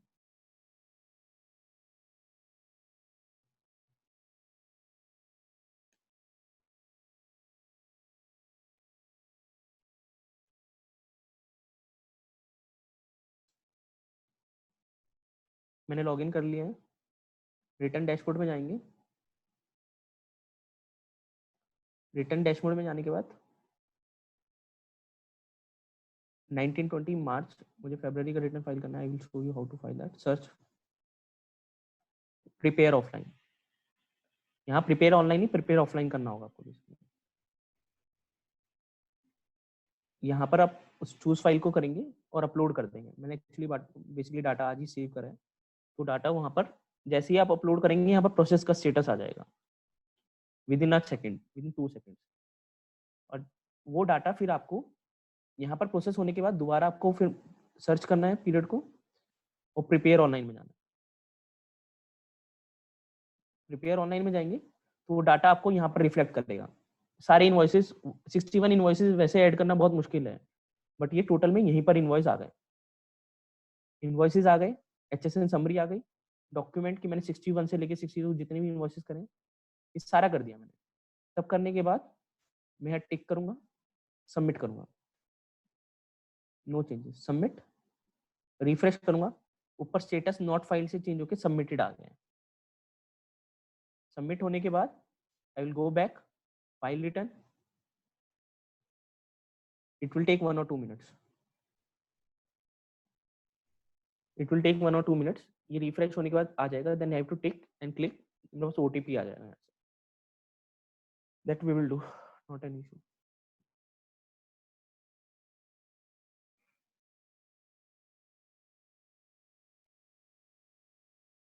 वेट कर लेते हैं इसका।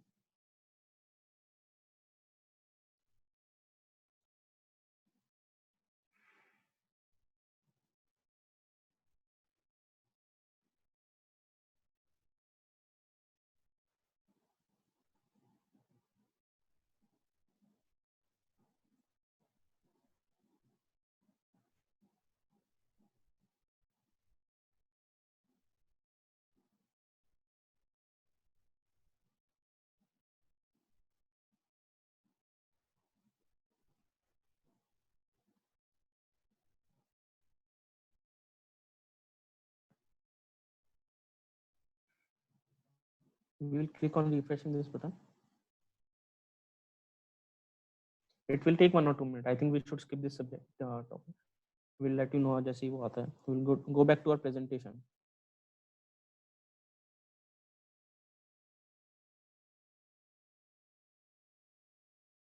यहाँ से हमने ट्रांजेक्शन देख ली थी. So this is all about GSTR 1 and 3B practical aspect, how to file the returns. Hope it is clear to you, every one of you. Any queries? I'm ready to answer. If you have any queries, then please keep on posting on chat box. I will revert simultaneously. So hope it is clear. GSTR 3B and 1, I have told you the practical and the theoretical part. GSTR annual return, someone asked me. We'll see if possible. We will make it practically done tomorrow. Today it is not possible. We'll go through with each of the table if possible. As of now, I am telling you the practical, theoretical of GSTR 9 and 9C. What actually GSTR 9 and 9C mean? अब हुआ क्या? One SSC is there. वो एक साल की return में 12 महीने होते हैं. 12 महीने में 12 GSTR 3B भरता था और 12 GSTR 1 भरता था. 12 GSTR 3B भरता था और 12 GSTR 1 भरता था. तो गवर्नमेंट गॉट कंफ्यूज्ड कि वो कैसे GSTR 3B चेक करे, कैसे GSTR 1 चेक करे. तो गवर्नमेंट एक नई रिटर्न लेके आई जिसको बोला एनुअल रिटर्न. एनुअल रिटर्न में उन्होंने बोला कि rather than instead of filing आप मल्टीपल रिटर्न्स, हम असेसमेंट के टाइम में मल्टीपल रिटर्न्स चेक नहीं करेंगे, आप एक सिंगल रिटर्न भर दीजिए, summary of GSTR 1 and summary of GSTR 3. और एक और नई रिटर्न साथ में लेके आई 9C. जो आपने GSTR 9 भरी है उसको अपने ऑडिटर से चेक करवा दीजिए कि वो आपकी बुक से मैच करती है नहीं करती, और उसको बोला 9C. मतलब साल के एंड में 2 रिटर्न भरने के लिए उन्होंने बोला, एक 9 और एक 9C. What is 9? 9 is summary of GSTR 1 and summary of GSTR 3B, and 9C is a reconciliation of GSTR 9 with your books of accounts. GSTR 9, please stay with me. I am just showing you the difference between, theoretical difference between the GSTR 9 and GSTR 9C. GSTR 9 is also called as annual return. GSTR 9C is also called as reconciliation return. It is a summary of 12-month GSTR 3B and GSTR 1 filed during a period prepared by the organization. It is prepared by the organization. It is prepared by the client for whom the return is filing. But GSTR 9C is prepared by the GST auditor, third party, external auditor. तो ये एक reconciliation है, ये एक audit है. Audit का एक statement है जो ऑडिटर को देना होगा, चार्टर्ड अकाउंटेंट और the CWA of companies GSTR 9 with books of accounts. Who is liable to file GST 9? It has to be filed by every person, to be filed by every GST registered person. अगर एक company के 30 registration है तो 30 GST 9 file करनी होगी. But for financial year 18-19, government has exempted this return for clients with aggregate turnover up to 2 CR. जिसका all India का turnover 2 crore तक का है, गवर्नमेंट हैज गिवन एग्जेम्पशन कि आपको एनुअल जीएसटी 9 भरने की जरूरत नहीं है. On the other hand side, audit करवाने की जरूरत उसी को होती है जिसका टर्नओवर 2 करोड़ से ज्यादा होता है. To be filed by every GST registered person having turnover more than 2 CR. लेकिन 18-19 के लिए गवर्नमेंट ने ये 2 CR की लिमिट इंक्रीज करके 5 CR कर दी है. जीएसटी 9 की लेट फाइलिंग फीस 200 रुपीज है. 9C फाइल नहीं करेंगे तो पेनल्टी लग सकती है आपके पास 50,000 रुपीज तक. This is the practical what I want to discuss with you, और theoretical I want to discuss with you 9 and 9C. Let me see आपके पास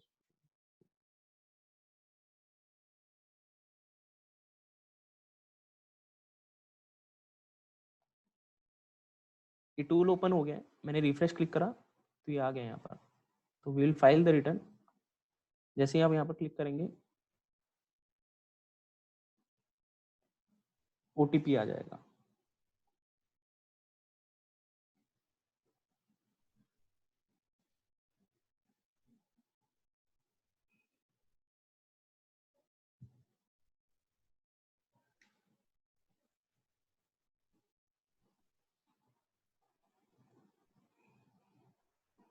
Your return is filed successfully. GSTR 1 ऊपर green में आ रहा है, has been filed successfully. So this is how the return need to be filed.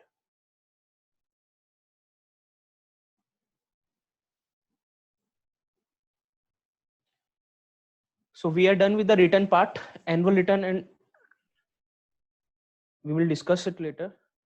I have one query in my chat box that I will explain you after this theoretical concept is closed.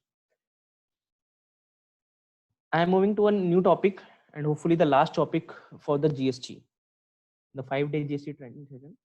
This is one of the theoretical topic but important to understand. Anyone have queries, please keep on posting into the chat box. I will definitely undertake this. हमने exempt supply काफी बार सुना word. Exempt supply होता क्या है actually में? Exempt supply होता है ऐसी सप्लाई जिसके ऊपर टैक्स नहीं लगता है. Exempt supply mean the supply of the following: supply specifically exempted by the government, supply specifically exempted by the government. For example health services, hospital की सर्विसेज पे कोई टैक्स नहीं लगता है, गवर्नमेंट ने इसको एग्जेम्प्ट करा हुआ है. एग्जेम्प्ट मतलब इसके ऊपर टैक्स नहीं लगेगा. Supply attracting nil rate of tax, tax तो लगना चाहिए, गवर्नमेंट ने वो एग्जेम्प्ट नहीं करा हुआ, बट इसके ऊपर कोई रेट ही नहीं बताया हुआ. Zero. As on date no such goods are और सर्विसेज देयर जिसके ऊपर nil rate of tax notified है. ऐसे कोई गुड्स नहीं है जिसके ऊपर नील रेट नोटिफाइड है. रेट नोटिफाई होना, वो नील रेट नोटिफाई हुआ है, ऐसा कोई गुड्स नहीं है. एंड लास्ट चीज है नॉन टैक्सेबल सप्लाईज, मतलब ऐसी सप्लाई जिसके ऊपर जीएसटी, वो जीएसटी एम्बिट से ही बाहर है, जीएसटी लगाने का अधिकार ही नहीं है सेंट्रल गवर्नमेंट से. वो है alcoholic liquor for human consumption. आज भी स्टेट गवर्नमेंट के पास इसका अधिकार है. Only the state government can levy the alcoholic liquor for human consumption के ऊपर tax.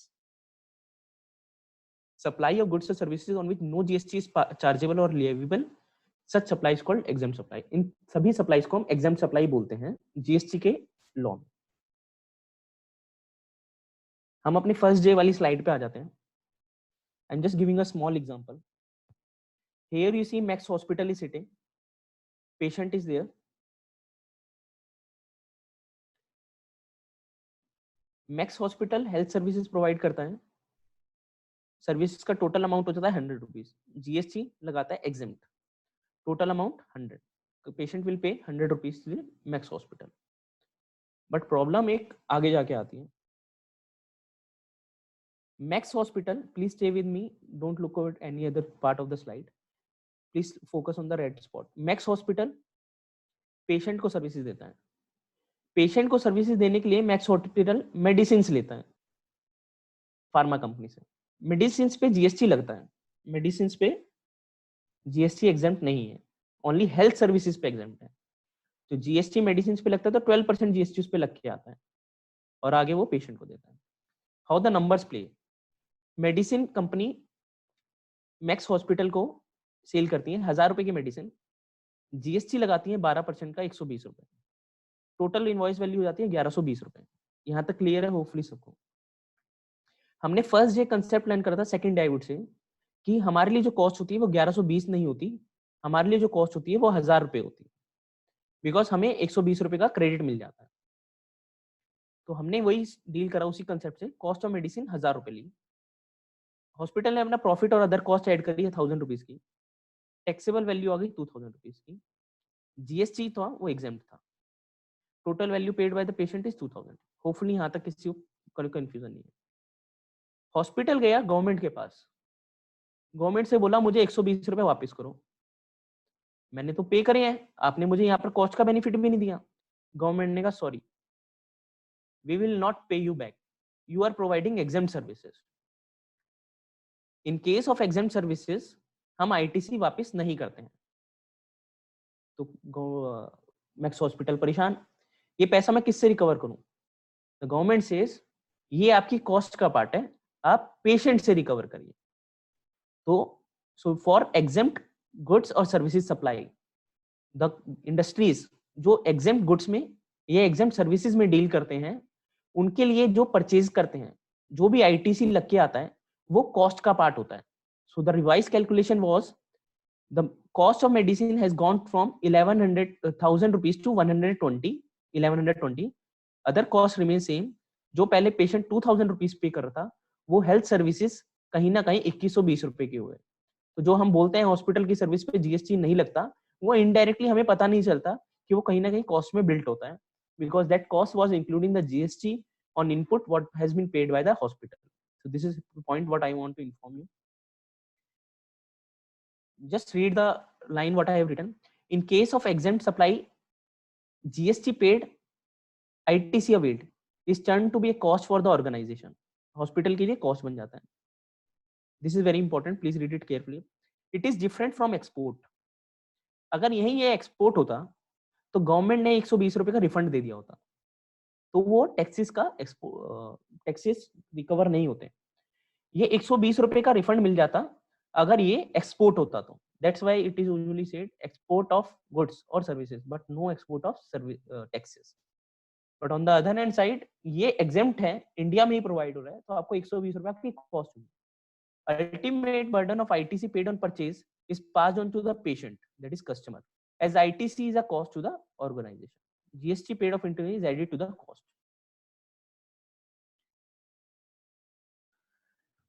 This is the concept of exempt supply. Exempt supply के cases में the takeaway is the ITC paid on the purchases is the cost of the company. Next is the composite supply versus mixed supply. This is the last topic in our GST session, which I am taking. Some practical difficulties which government have to focus. This is related to the rate of tax. See on the picture, on the first picture, supplier is there and the recipient is there. Suppose it is an Indigo company, Indigo flight company. Indigo company air flight की service देती है, plus खाना provide करती है flight के अंदर। Recipient, suppose I am a person going from a flight, मैं flight की टिकट बुक कराता हूँ और साथ में खाना भी साथ में ही बुक कर देता हूँ, और मुझे ये नहीं मालूम कि उसका स्प्लिटेड अमाउंट कितना है, कि इसमें खाने की अमाउंट कितनी है और टैक्स का अमाउंट, फूड का अमाउंट कितना है। तो प्रॉब्लम जो इंडिगो ने फेस करी वो ये थी कि मैं इसके ऊपर जीएसटी रेट कौन सा लगाऊं, एयर फ्लाइट का लगाऊं या फिर फूड वाला रेट लगाऊं। This was a problem faced by the industry. एक और एग्जांपल लेते हैं, आप होटल बुक कराते हैं तो उसमें ब्रेकफास्ट की मील साथ में कॉम्प्लीमेंट्री होती है। होटल फेस अ प्रॉब्लम कि मैं होटल का जीएसटी रेट लगाऊं या ब्रेकफास्ट का लगाऊं। ब्रेकफास्ट पे रेट अलग है, होटल पे रेट अलग है। मैं आज कम रेट लगा दूं, कल को डिपार्टमेंट मुझसे मांगने आ जाएगा कि बाकी पे पेमेंट पे टैक्स दो। Another example, goods transport company goods transport की फैसिलिटी प्रोवाइड करते हैं, लेकिन उस प्राइस के अंदर वो लोडिंग के पैसे भी लेते हैं, पैकेजिंग के पैसे भी लेते हैं, इंश्योरेंस के पैसे भी लेते हैं, but recipient is not aware of that. वो एक कंसोलिडेटेड अमाउंट, सरकार ने तो बोला गुड्स सर्विस, गुड्स ट्रांसपोर्ट पे रिवर्स चार्ज है, बट बाकी पे तो नहीं था। तो ट्रांसपोर्ट में भी फेस की कल को लोडिंग, पैकेजिंग, इंश्योरेंस पे उनको रिवर्स चार्ज पे करना, टैक्स पे करना पड़े। So all of the three above examples, तो गवर्नमेंट ने ऐसी सर्विसेज को कंपोजिट सप्लाई बोला, कि ऐसी सर्विसेज जो साथ में ही प्रोवाइड होती हैं उसको कंपोजिट सप्लाई बोलते हैं। अब नाउ द क्वेश्चन इज, इनके ऊपर क्या रेट ऑफ टैक्स अप्लाई होगा, और रेट ऑफ टैक्स डिसाइड हो गया तो प्लेस ऑफ सप्लाई कैसे डिसाइड होगा, क्योंकि प्लेस ऑफ सप्लाई, कंपनी हर एक type of nature of goods का सर्विस का प्लेस ऑफ सप्लाई अलग अलग हो सकता है। तो गवर्नमेंट ने कुछ प्रिंसिपल्स बताए। प्रिंसिपल्स ये थे कि आप कंपोजिट सप्लाई किसे बोलेंगे, कंपोजिट सप्लाईज एक से ज्यादा गुड्स की टैक्सेबल सप्लाईज, एक से ज्यादा गुड्स या सर्विसेज की इकट्ठे supply, taxable supply, not exempt supply, taxable supply. Combination होना चाहिए, ऐसा नहीं होना चाहिए कि आप प्राइस अलग अलग चार्ज कर रहे हो या अलग अलग दे रहे हो, it should be a combination. Naturally bundled and supplied in conjunction, कि ऐसा ना हो सिर्फ आपने अपनी सेटिस्फेक्शन के लिए, आपने अपने बेनिफिट के लिए ऐसा कोई बंडलिंग बना दी हो, बाकी सभी सेगमेंट, बाकी सभी सेक्टर और बाकी सभी कंपनीज भी उसी बंडल को और उस सर्विस को वैसे ही प्रोवाइड करती हैं जैसे आप बंडल बना के कर रहे हैं, एंड कंज्यूमर भी उसको वैसे ही परचेज करने में खुश रहते हैं। It should be in an ordinary course of business, that is provided together in normal course of business। आप ऐसा नहीं है किसी एक कस्टमर के लिए वो स्पेशल पैकेज बना के देना है, बाकी सब कस्टमर्स के लिए भी आपको नॉर्मल में पैकेज वो अवेलेबल रहता है। और उन दोनों या तीनों सप्लाई में से एक जो है वो प्रिंसिपल सप्लाई है, जिसके लिए एक्चुअली में कस्टमर आया था। अगर ये सभी कंडीशंस, ये सभी थिंग्स आप मेंटेन कर रहे हैं, तो उसकी टैक्सेबिलिटी कैसे होगी, तो उसकी टैक्सेबिलिटी होगी, रेट ऑफ टैक्स लगेगा वो वाला रेट लगेगा जो प्रिंसिपल सप्लाई पे लगता है। प्रिंसिपल सप्लाई, अब ये क्या होती है, प्रिंसिपल सप्लाई मींस वो वाली सप्लाई जिसके लिए एक्चुअली कस्टमर आपके पास आया था। प्लेस ऑफ सप्लाई कैसे डिटरमाइन होगी, जो प्रिंसिपल सप्लाई की प्लेस ऑफ सप्लाई होगी वो प्रिंसिपल प्लेस ऑफ सप्लाई के रूल्स अप्लाई होंगे। For example, I am coming back, यहाँ पर कस्टमर कभी भी फूड ऑन फ्लाइट लेने नहीं आया था, ये खाना खाने के लिए नहीं आया था फ्लाइट, ये फ्लाइट की सर्विसेज लेने के आया था। तो गवर्नमेंट ने बोला कि फ्लाइट की services will be deemed as a principal supply. जो फ्लाइट की सर्विसेज पे रेट ऑफ टैक्स लगता है वो पूरी अमाउंट पे लगेगा इंक्लूडिंग फूड के बिल पे। प्लेस ऑफ सप्लाई जो फ्लाइट के ट्रांसपोर्ट सर्विस बाय फ्लाइट होता है उस पे जो रूल्स लगते हैं वही रूल्स इस पे लगेंगे। होटल प्लस ब्रेकफास्ट, कोई खाना खाने के लिए नहीं आता, वो खाना खाने के लिए रेस्टोरेंट में जाएगा, वो होटल में रहने के लिए आया है, तो होटल का जो रेट्स है वो पूरे अमाउंट पे लगेगा। You are not required to break up that amount into hotel and breakfast, और प्लेस ऑफ सप्लाई के रूल्स भी होटल वाले। थर्ड एग्जांपल में वो ट्रांसपोर्टेशन की फैसिलिटी लेने आया था आपसे, ना कि वो पैकेजिंग की, ना ही इंश्योरेंस की, ना ही लोडिंग। तो गुड्स ट्रांसपोर्ट का जो रेट होगा वही रेट पूरे पे लगेगा और पूरी सर्विसेज रिवर्स चार्ज में कवर्ड होगी। But as the industry progresses, different different concern, different different problems आई। अब एक प्रॉब्लम ये आई कि दिवाली में मैं गिफ्ट खरीदने गया, दिवाली के गिफ्ट में क्या हुआ, वो ऑर्डिनरी कोर्स में सेल नहीं होता। नॉर्मली कोई मेरे को ये नहीं बोलता दिवाली की गिफ्ट पैक में लेट से केक भी है, चॉकलेट्स भी हैं, कोल्ड ड्रिंक भी है, एंड चिप्स भी हैं, अनदर फूड बेवरेजेस और भी काफी सारे आइटम है। तो वो तो कोई two or more taxable supply, yes it is there. Combination, yes it is there. Is it naturally bundle, या क्या हरदम सेम साथ में सप्लाई होते हैं, या उनको क्या सेपरेट नहीं किया जा सकता, बट किया जा सकता है, वो तो सेपरेट भी हो सकती है। Ordinary normal course of business में ऐसी सेल होते हैं, नो। पूरे साल किटकैट की चॉकलेट अलग बिकती है, केक अलग बिकते हैं, कोल्ड ड्रिंक अलग बिकती हैं, तो फिर कंपोजिट सप्लाई की तो डेफिनेशन सेटिस्फाई नहीं हुई। देन फिर इस सिचुएशन में क्या करेंगे, देन अगेन लोग गवर्नमेंट के पास गए, गवर्नमेंट को एक अगेन अपना एग्जांपल दिया कि Diwali gift pack containing drink, sweets, chocolate, cake, और उसके लिए सिंगल अमाउंट कस्टमर पे कर रहा है। तो इस सिचुएशन में हम क्या बोलेंगे, गवर्नमेंट ने इसको नाम दिया, this is the concept of mix supply. Mix supply तो ठीक है, एसएससी ने पूछा कि इसके ऊपर रेट ऑफ टैक्स क्या लगाऊं, गवर्नमेंट ने कहा हमें नहीं समझ आ रहा आप क्या बोलना चाह रहे हो, क्या बेचना चाह रहे हो। गवर्नमेंट ने कहा जितने भी आइटम आप बेच रहे हो उस आइटम में जिसका सबसे हाईएस्ट रेट है उस हाईएस्ट रेट पे आप टैक्स हमें जमा करवाइए। This is the simple crux of the thing. ऐसी कोई supply, to or more individual supply combination में सेल कर रहे हैं, नेचुरली बंडल पे मैंने कट कर दिया है, this should not be a naturally bundle, इकट्ठे सेल कर रहे हैं, ऑर्डिनरी का कोर्स ऑफ बिजनेस में नहीं सेल होती, वो नहीं हो सकता। रेट ऑफ टैक्स जो उस पे लगेगा वो लगेगा highest rate of tax out of each of the item, जो भी आइटम है उसमें से हाईएस्ट जो रेट है वो उसमें रेट उसमें लगेगा। This is the thing which I want to discuss this is all about the coverage in the GST session. So I'm completing with this the GST part. Hope you all have got a lot benefited and you have got the basic understanding about the GST. If you still have any queries, questions, you can post me anytime on the Zoom chat box. Not within this 10 class, within 10 days, you can definitely post me. You can write me on my mail, on my WhatsApp.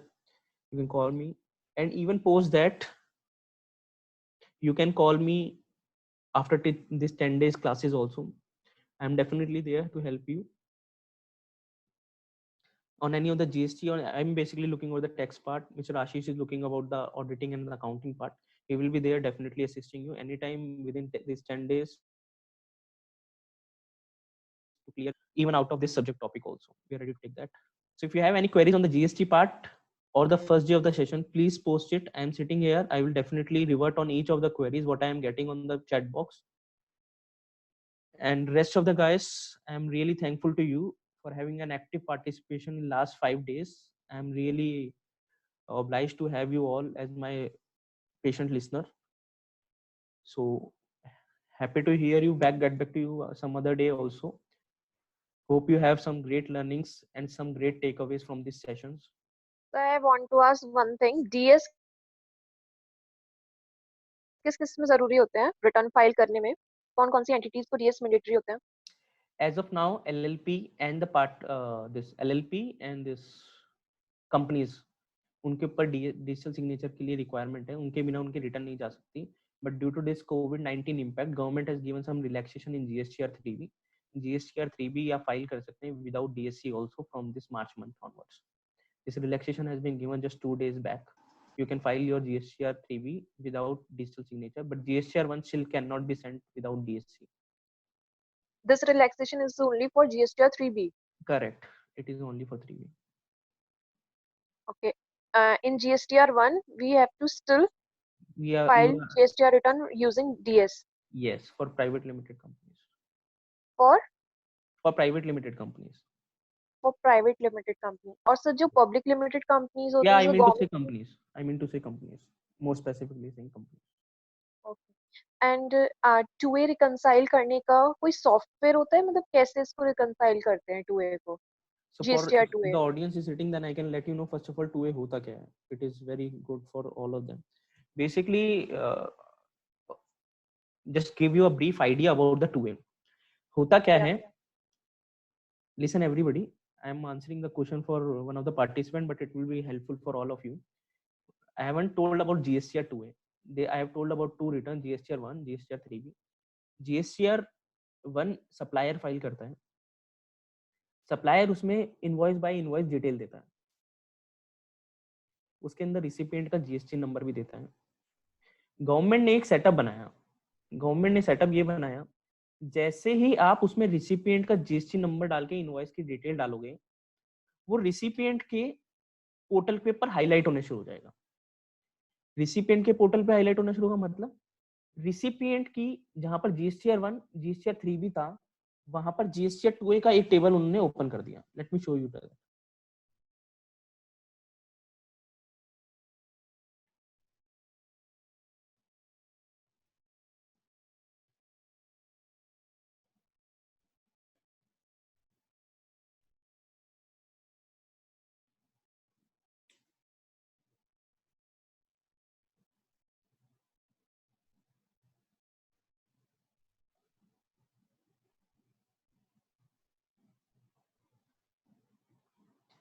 Auto drafted details of GSTR 2A that I have not explained. GSTR 1 में आपने जो cell करी वो वाली details आ गई. GSTR 2A auto drafted, अपने आप बना है. अपने आप कैसे बना है? जिससे आपने परचेज करा है उसने भी अपनी सेल की रिटर्न भरी होगी. सेल की रिटर्न भरी होगी तो वो आपके 2A के अंदर आ गई. 2A is the invoice wise detail of your purchases, कि आपने इनवॉइस बाई इनवॉइस किस किस पार्टी से परचेज करा है.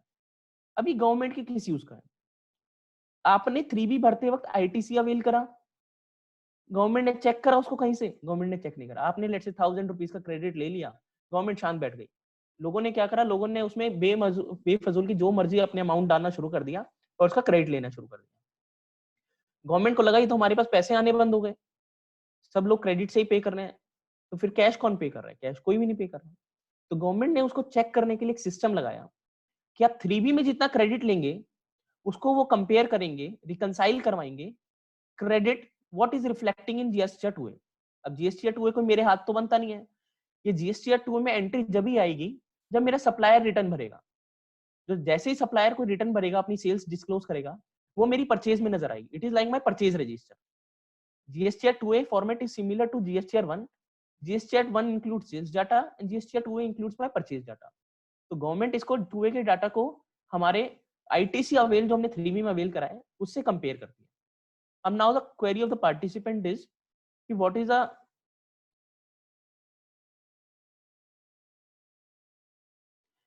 Query of the participant is कि how to reconcile this data. Because हमने तो अभी छोटा केस, 3 केसेस, 3 इनवॉइसेस, 4 इनवॉइसेस का केस देखा है।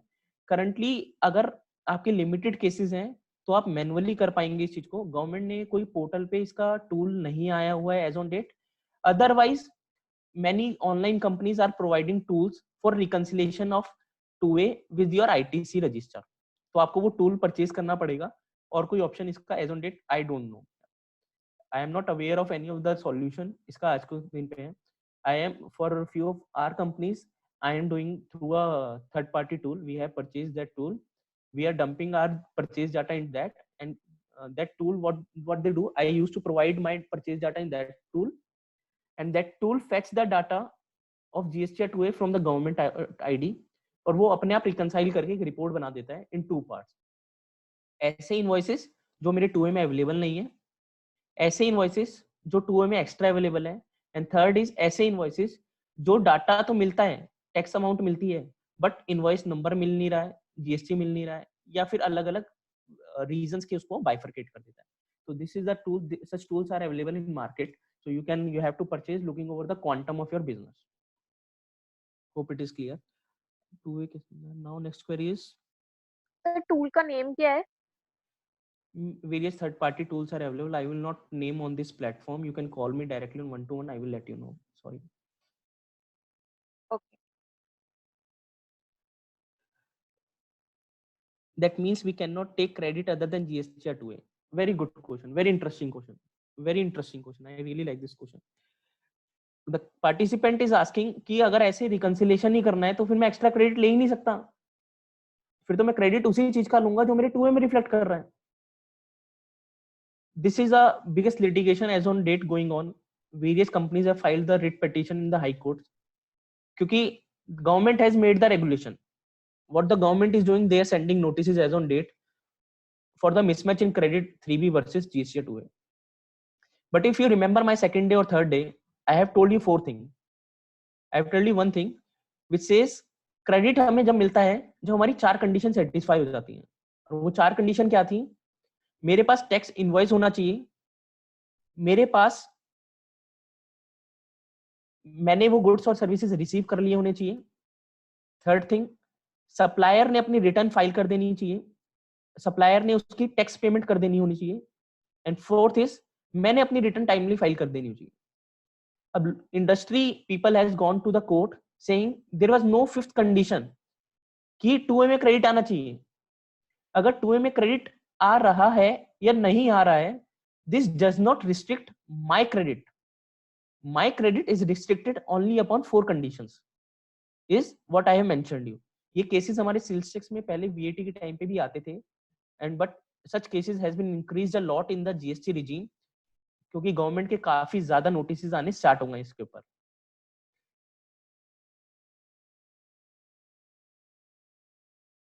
Clients are fighting in the courts, obviously yes, but small clients they are making reconciliation on day by day basis and they are taking and following with their suppliers to file the return so that their invoices get reflected in GST or 2A.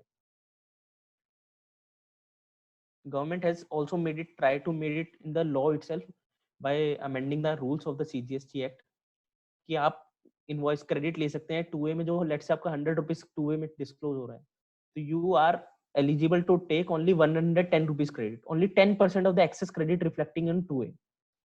But still this government has mandated, but people are fighting in the law. Various writ petitions has been filed on this issue. Hope it is very much clear. Please go. Inverted rate system, inverted rates. You can call me one to one, otherwise the whole audience will get confused.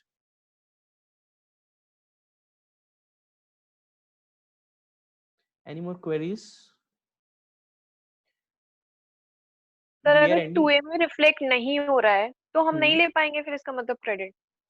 अगर कोई invoice है जिसे supplier चढ़ाना भूल गया तो उसमें reflect नहीं हो रहा जीएसटी 2A में, तो हम नहीं ले पाएंगे ना उसका credit. As per GST law, hard reading of the law, strict interpretation of the law, you can take, but government doesn't want to, government intention not to want, does not want to give that credit to you. Lower level पे assessment करवाने जाएंगे, credit disallow हो जाएगा। अगर ITC की बात करेंगे, tribunal level पे जाएंगे, हाई कोर्ट में जाएंगे, तो आप अपना केस जीत सकते हैं and you can easily get your credit avail. Lower level पे नोटिस आएगा 100%, department will issue a show cause notice, आप उसका रिप्लाई फाइल करेंगे, they will issue a demand order, आपको उसको पे करना होगा and after paying a certain amount of money you have to go to appeal और tribunal level, जहां पर आप केस जीतने के चांसेस काफी ज्यादा है।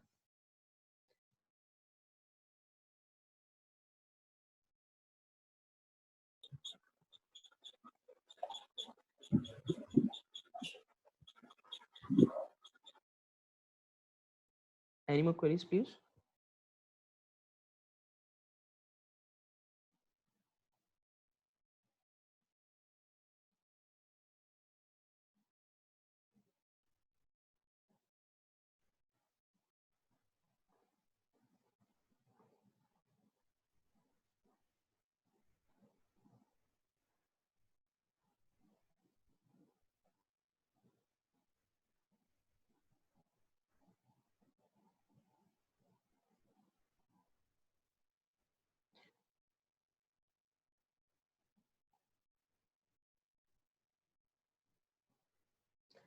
TDS TCS tab is there on the portal itself. Let me show you that also. I just received a query from one of the participant on TDS of GST.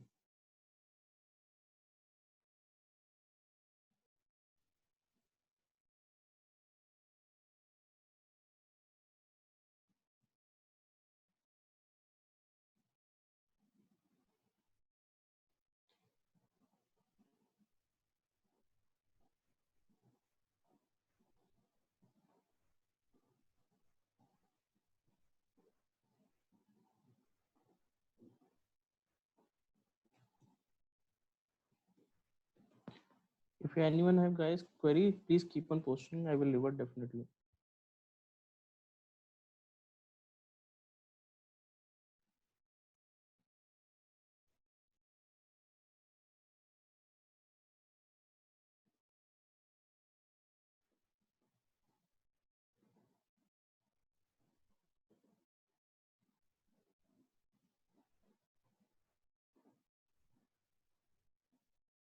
I received a query that there is provision under GST that अगर आप e-commerce के through कुछ supply करते हैं या government को कुछ supply करते हैं, तो गवर्नमेंट उसका कुछ पार्ट टैक्स का डायरेक्टली पोर्टल पे गवर्नमेंट डायरेक्टली जमा करवाती है जीएसटी टीम को एंड उसका आपको क्रेडिट मिल जाता है। तो someone is asking as like income tax TDS, जीएसटी में भी टीडीएस होता है, that TDS is applicable only on the supplies of e-commerce companies.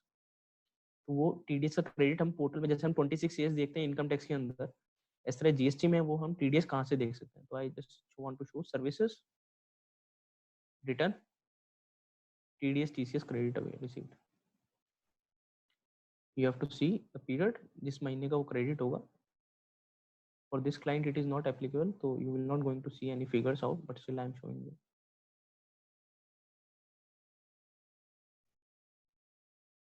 You will here get the details what are the TDS and TCS credit you have received.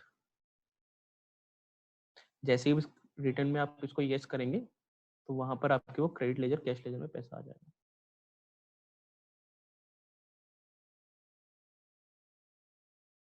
Hope it is clear to you. Any more queries, please?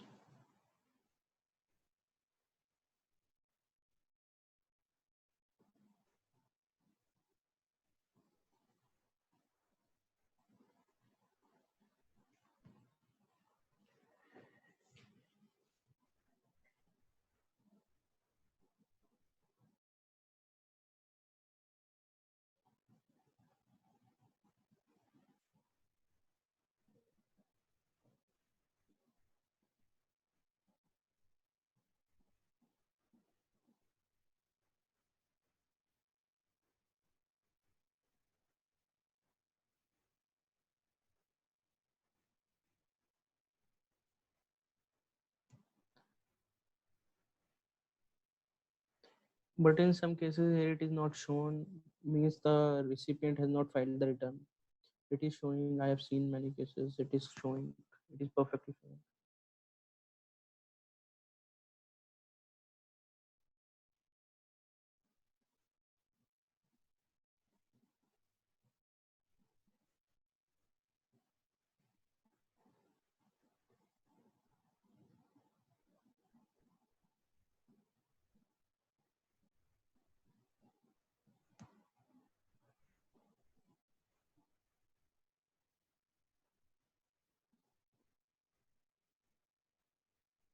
We'll take rest for the day.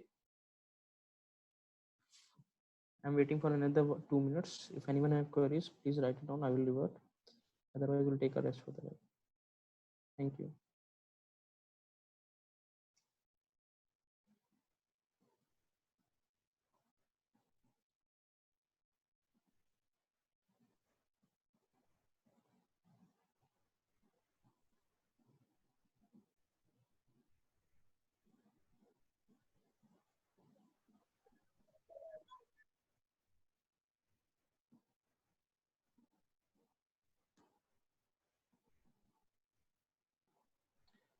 Thank you, everyone. Thank you.